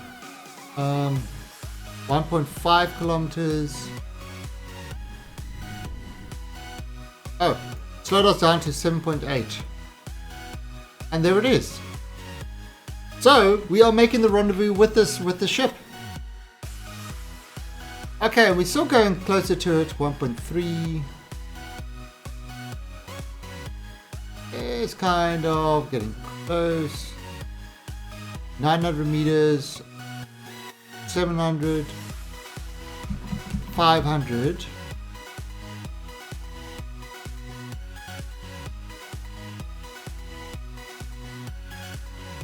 Okay, that's enough. Right, so now we are going to drop.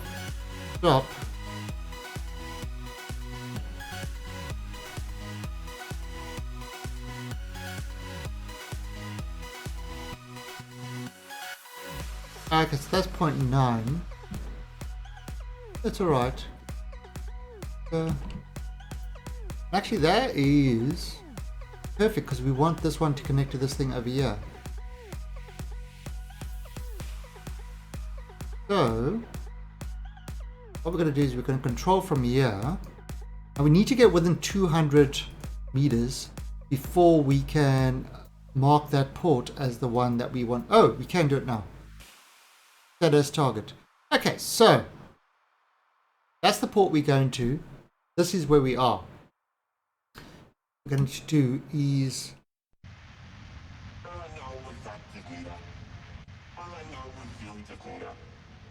push this across like that. And so we're still behind the port. Bring this. Bring it over here. Into the center. Done. Right. Just give this a little bit of a kind of adjustment. And a bit of a kind of fix over there. Right, and now we are going to sort ourselves out. So we want to go towards it, not away from it. And just a little bit of a backwards thing.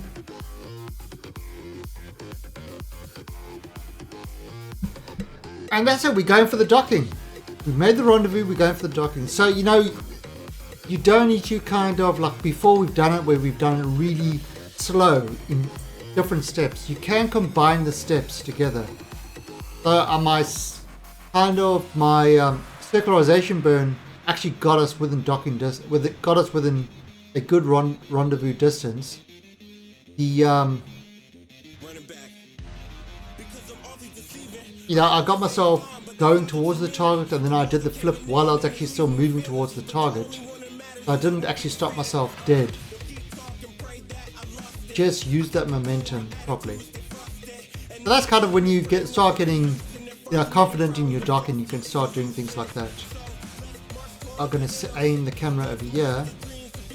Much better view. Right. Okay, Sumter. Okay, and then now we are moving towards that target.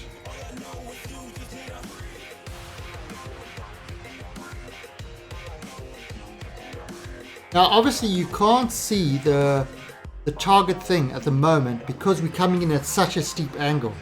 So, you know, you won't see the target reticule and stuff like that, or the prograde, because we're coming in at such a steep angle. And that's where something like this docking port alignment indicator really helps. Yeah, this really helps on that aspect.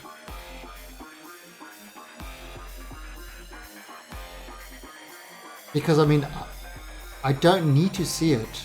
I mean, I can see exactly what's happening. You know, with the way the green lines are. For example, I need the green line to come, the top line to come down to the you know, to the central thing. And look, as I'm going there, you see now the targeting reticle is coming into visual thing.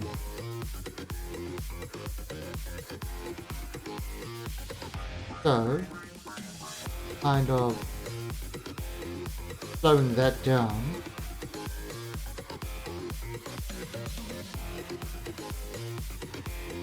That's what the one is lined up perfectly.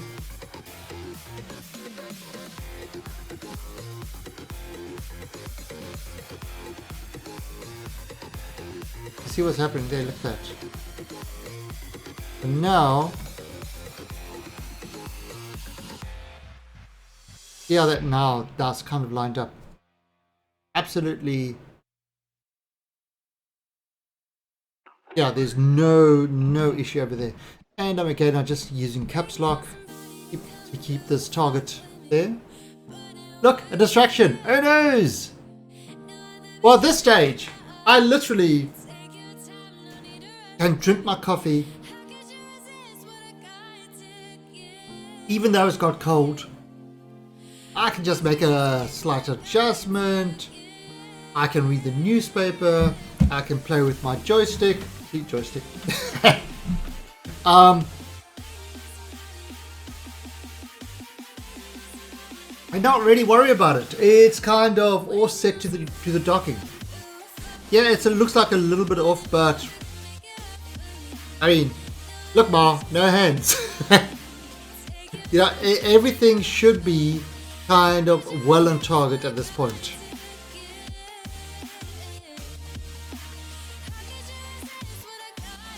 It's I mean, I suppose I could make a small correction just to kind of, maybe it's just slow it down. Once that's there,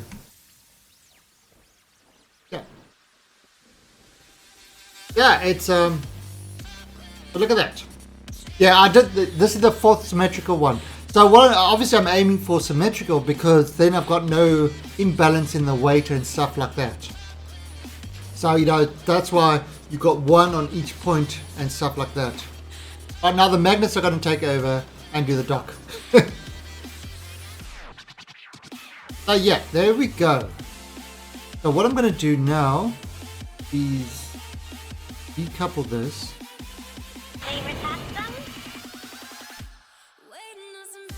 And move this away. Alright, and I am going to weld these parts together. Okay, so these parts are all welded, so we've given ourselves extra fuel. Oh, it's not a lot. We really need to get this up to like 5,000. You really need to get this up to 5,000. 2,800, I don't know if it's going to cut it. Especially since we're going to add in a lot of extra weight on this.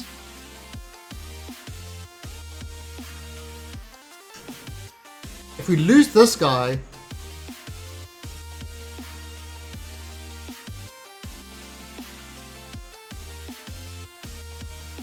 I mean, we will make it to Joule, but I don't know if we'll be able to slow down in time.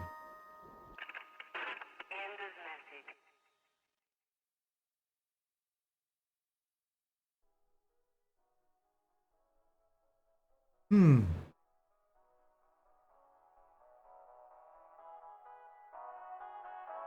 Now, I mean, I've got the extra clampetrons over here, so we can add in, we can add in more fuel if we wanted to.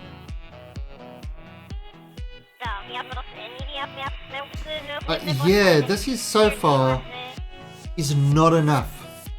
It's definitely not enough. What's the asteroid plan?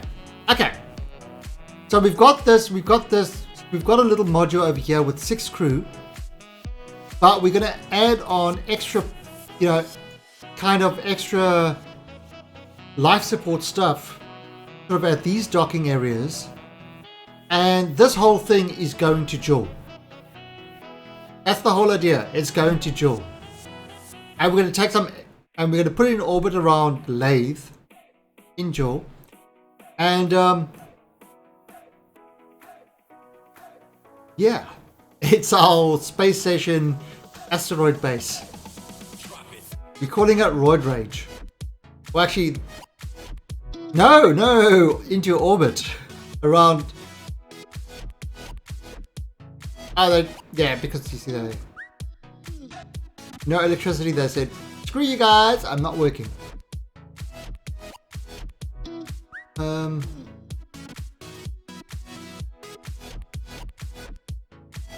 So you got some agroponics over here. Alright, so he's running out of electricity. Okay, so we need more fuel.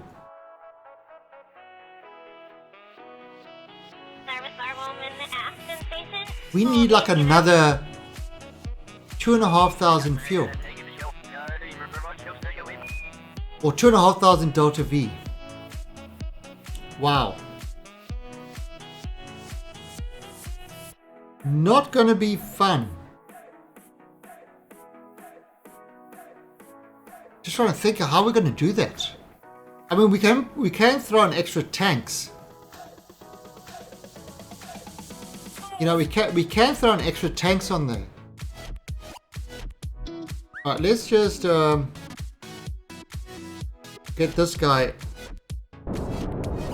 away to die.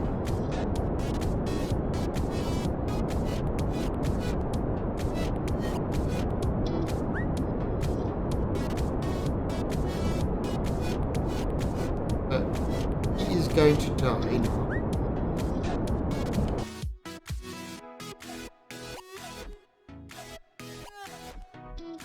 So he's going to die.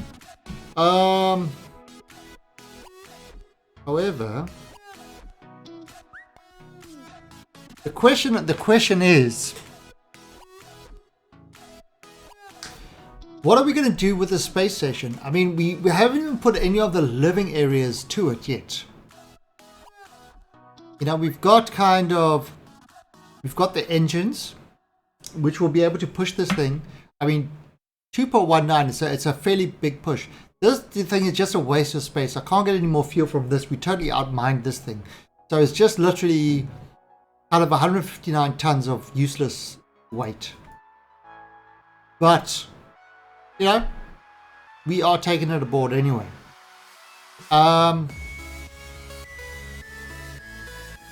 So, yeah. We definitely need more fuel. How are we going to do that? I mean, we could put more fuel on the end over here. We could do that. Yeah, send up another 4 tanks. Alright, so let's see, what do these tanks do? These tanks increase it by 1,000. They actually increase this by 1,000. All 4 tanks together. Increase it by 1,000 Delta V. However, if I add another 4 tanks, it's not going to be 1,000 Delta V because it's going to add extra weight. So that's not going to work that way. So actually I have to go bigger.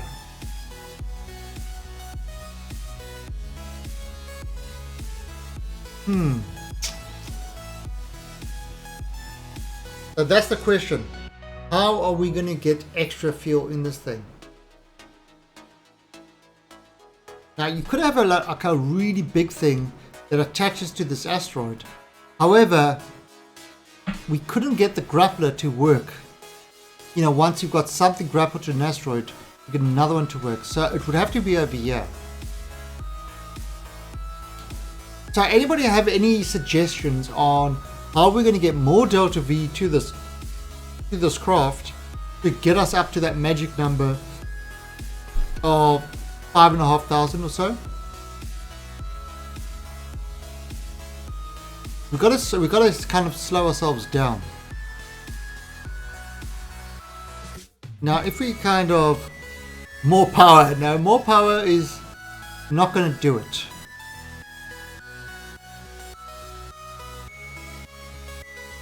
You know, we've got kind of the engine, so we don't need more power on the engines. We just need more fuel.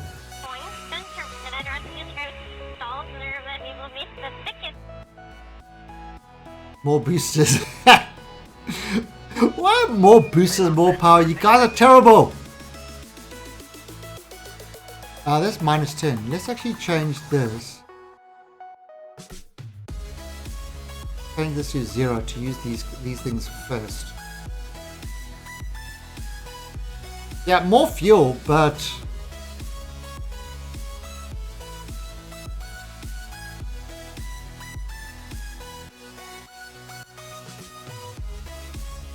see this. That's in minus 10, minus 10. So these guys are all at minus 10. These are at kind of 0, so these will burn first. So I'm thinking, and G. Kubisky, They are out there watching. thank you for the host. I'm thinking, what are we actually going to do to get more fuel? We kind of need. The answer is right in front of me. The answer is right in front of me. Spaceballs. Spaceballs. That's your answer. Spaceballs. We need Spaceballs.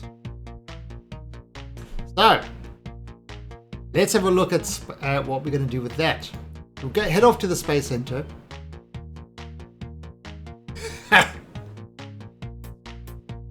Well, that is another choice, Kenny, is to send up another rocket with a whole bunch of fuel with it.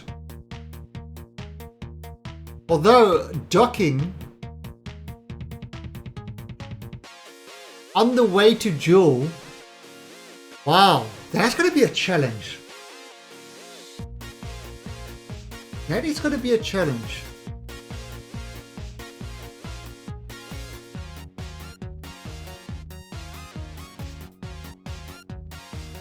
Ah, so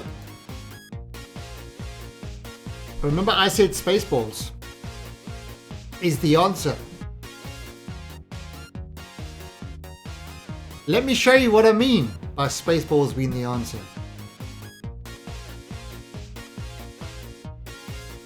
Right, so we're going to just throw this there. Okay. So if I go on to logistics.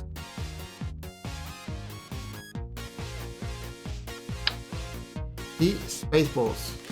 Okay, so that's like one Spaceball, but we had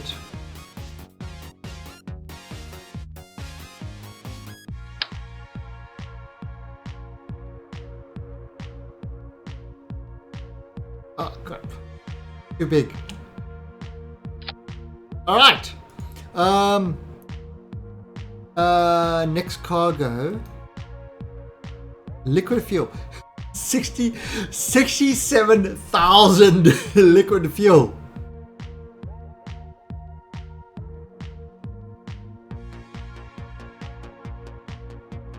So let's give our space station lots of balls. That's 67,000. Now let's open, don't save. So let's open kind of that the fuel tanks that we were sending up.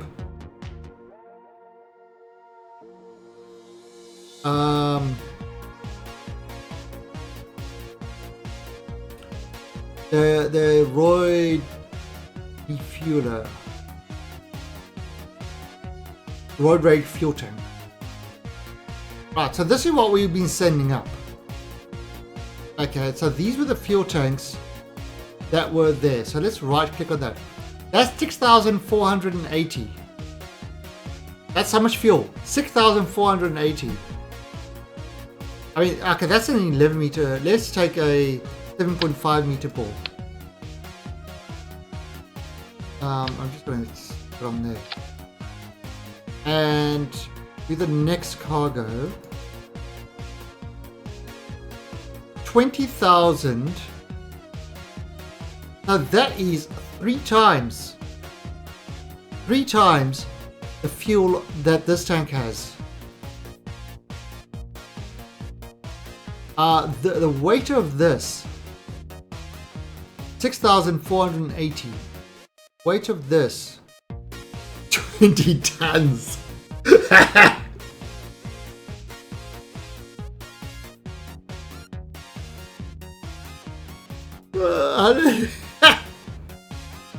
So, I mean, we could always go, go big or go home. We could always do this one. 162,000 fuel. I mean,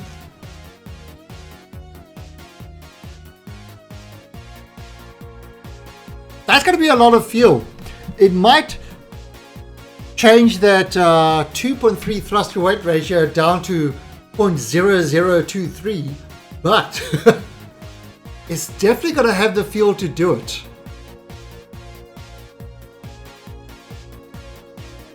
So the question is, which balls do we use? I mean, we've got the other choice. Yeah, a little tank.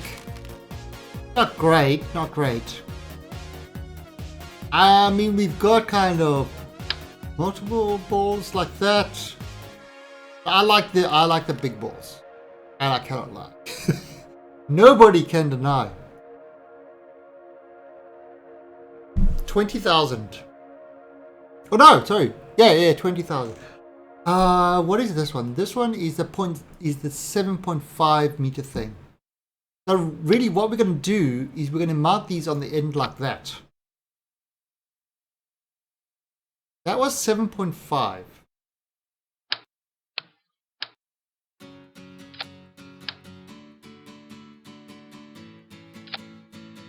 That is 11. I mean, this is kind of as big as the asteroid. That's 67,000. That's 3 times the volume of that. That's 67 tons.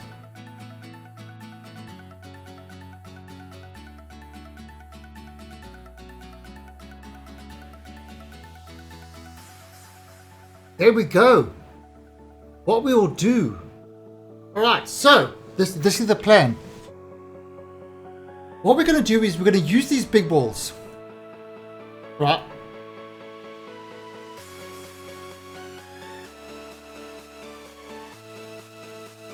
Yeah, we use these big balls, and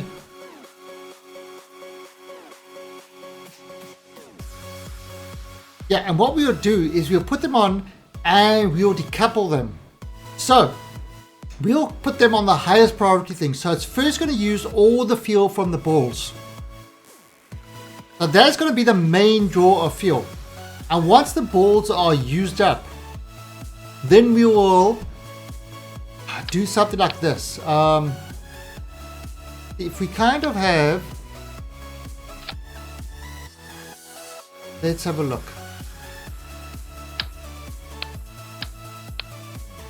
So we kind of have like something like this.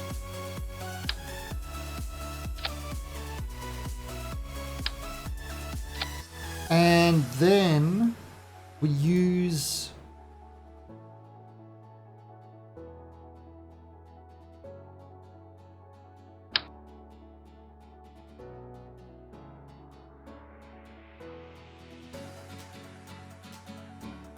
Come on. Nice. Yep, a close-up shot. And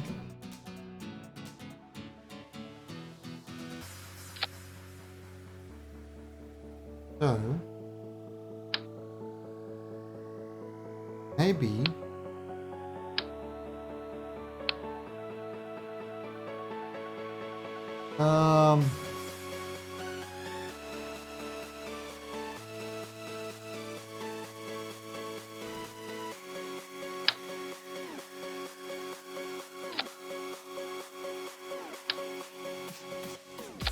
there we go.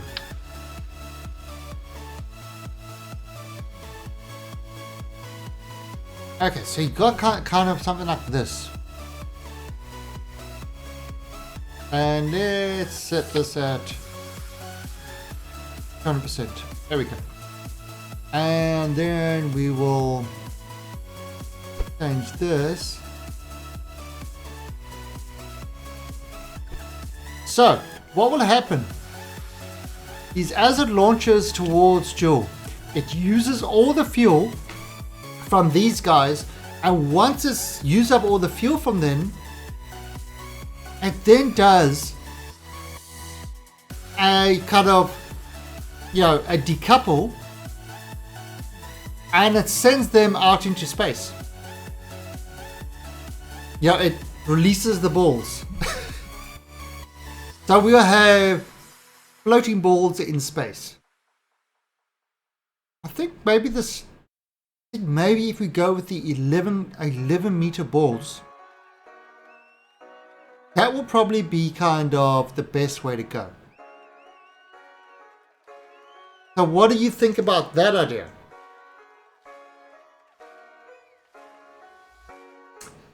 And that will get us all the fuel that we need. The weight will be there, the initial weight, but the weight will drop off. So when it actually does the kind of orbital burn and stopping itself in kind of in dual orbit and stuff like that, it will get rid of those. And see, what you can do with the decouplers is you can enable crossfeed, so the fuel will flow through there. So I think that's going to be the plan. We're gonna get these big balls up there, and we're gonna send them up. So, Droid Rage, big balls of fire. There we go.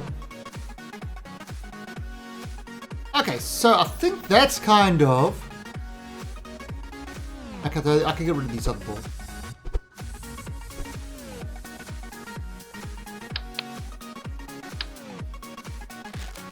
I think that's what we're going to do.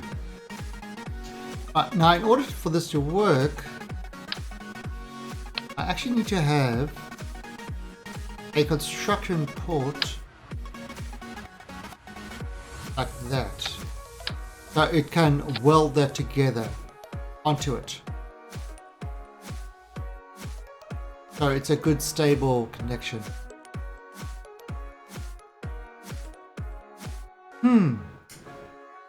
So what do you guys think of this plan? Do you think we'll be able to do it? I can actually over here get rid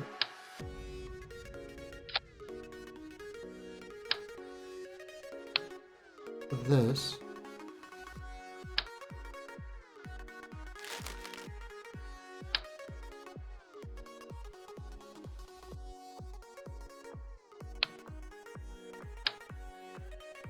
Oh no.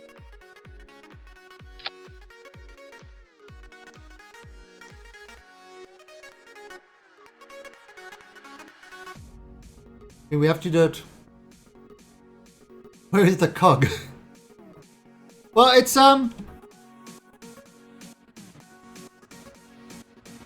yeah, you got your docking port over here. It's a Actually, you know what I actually want to do? Bring these up. That looks good.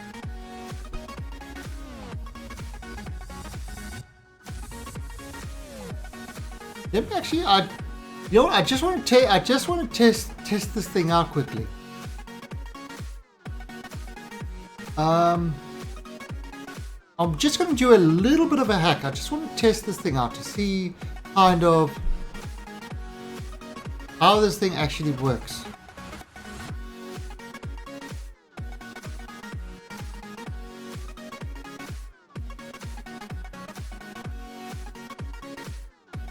I want to see how this thing actually works.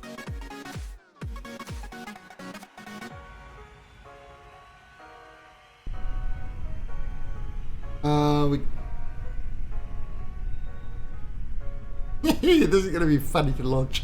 Okay, I'm just going to use F12 and I am going to just pop us into orbit. It was falling over. Yeah, I know it's falling apart, but I don't care about that. Alright, so let's see. Got these guys. Alright, so it's going to decouple that and then it's going to launch those. Let's see how this works. Marks get set. Can you guys see that?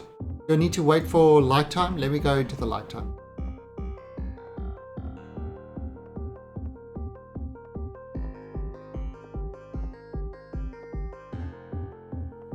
I mean, we're just testing this out to see how this thing... Okay, there you go. Okay, so you've got your big ball, you've got your things, and so what happens when I fire this off?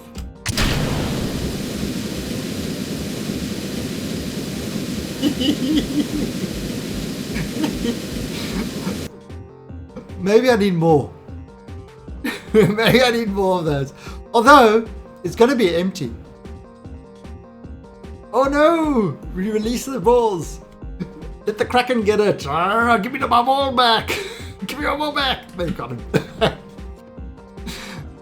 Okay, so I think that's a good idea.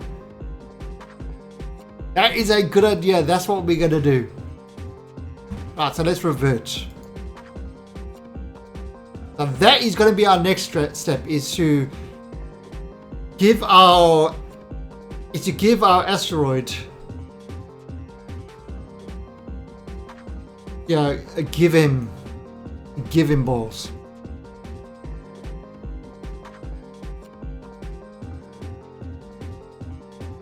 However,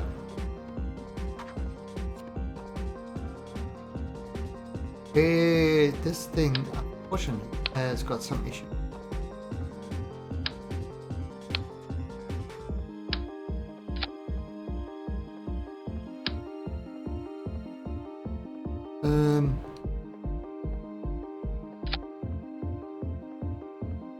And you'd have to put like this.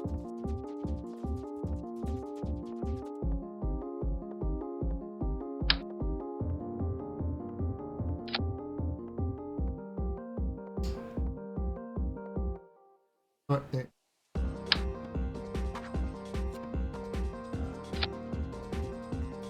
Now the question is, do we add more of these on?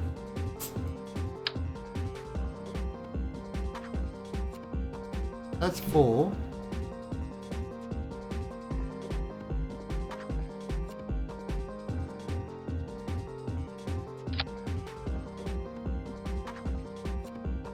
That's going to be a lot of ball pushing. Oh, that's going to be awesome. All right. Oh, this is going to be a pretty sight when these balls get released. It's going to be really, really pretty.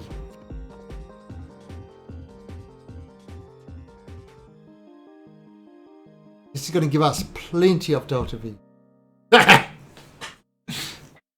And we just make sure that the balls on the left are balanced with the balls on the right. Otherwise, it's like getting low-hanging fruit. I'm out of pants. I can't do it. I can't do it anymore.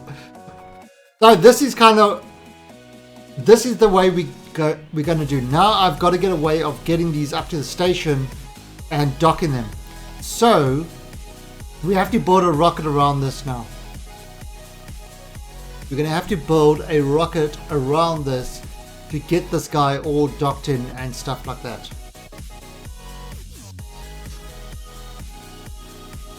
Alright, but I think we will do this tomorrow. Tomorrow's stream will be given our station balls.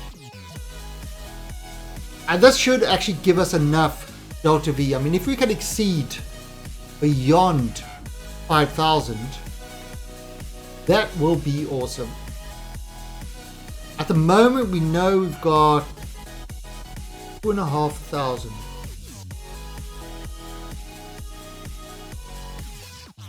Yeah, so if we can exceed beyond that, then it means we can add stuff to the station, you know, with whatever we want. The problem that we've got with that station is we carry around 159 useless tons, which is kind of a terrible thing.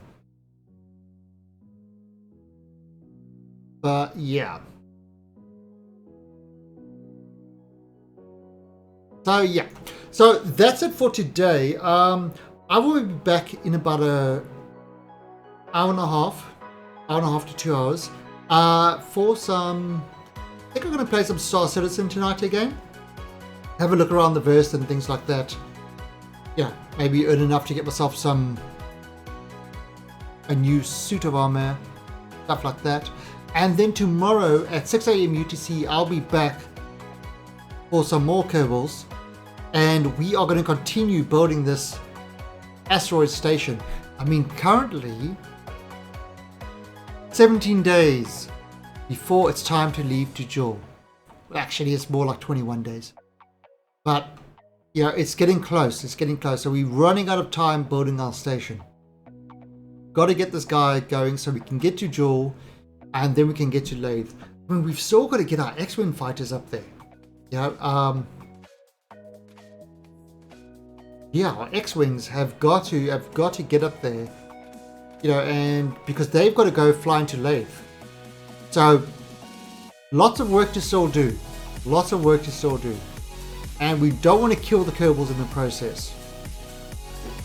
But I mean, that's all for tomorrow. Tomorrow, Spaceballs, getting the Spaceballs up there, and then actually starting, I think, the living quarters, because I think these things will be alright. These things will be alright. I can't see there being any sort of problem.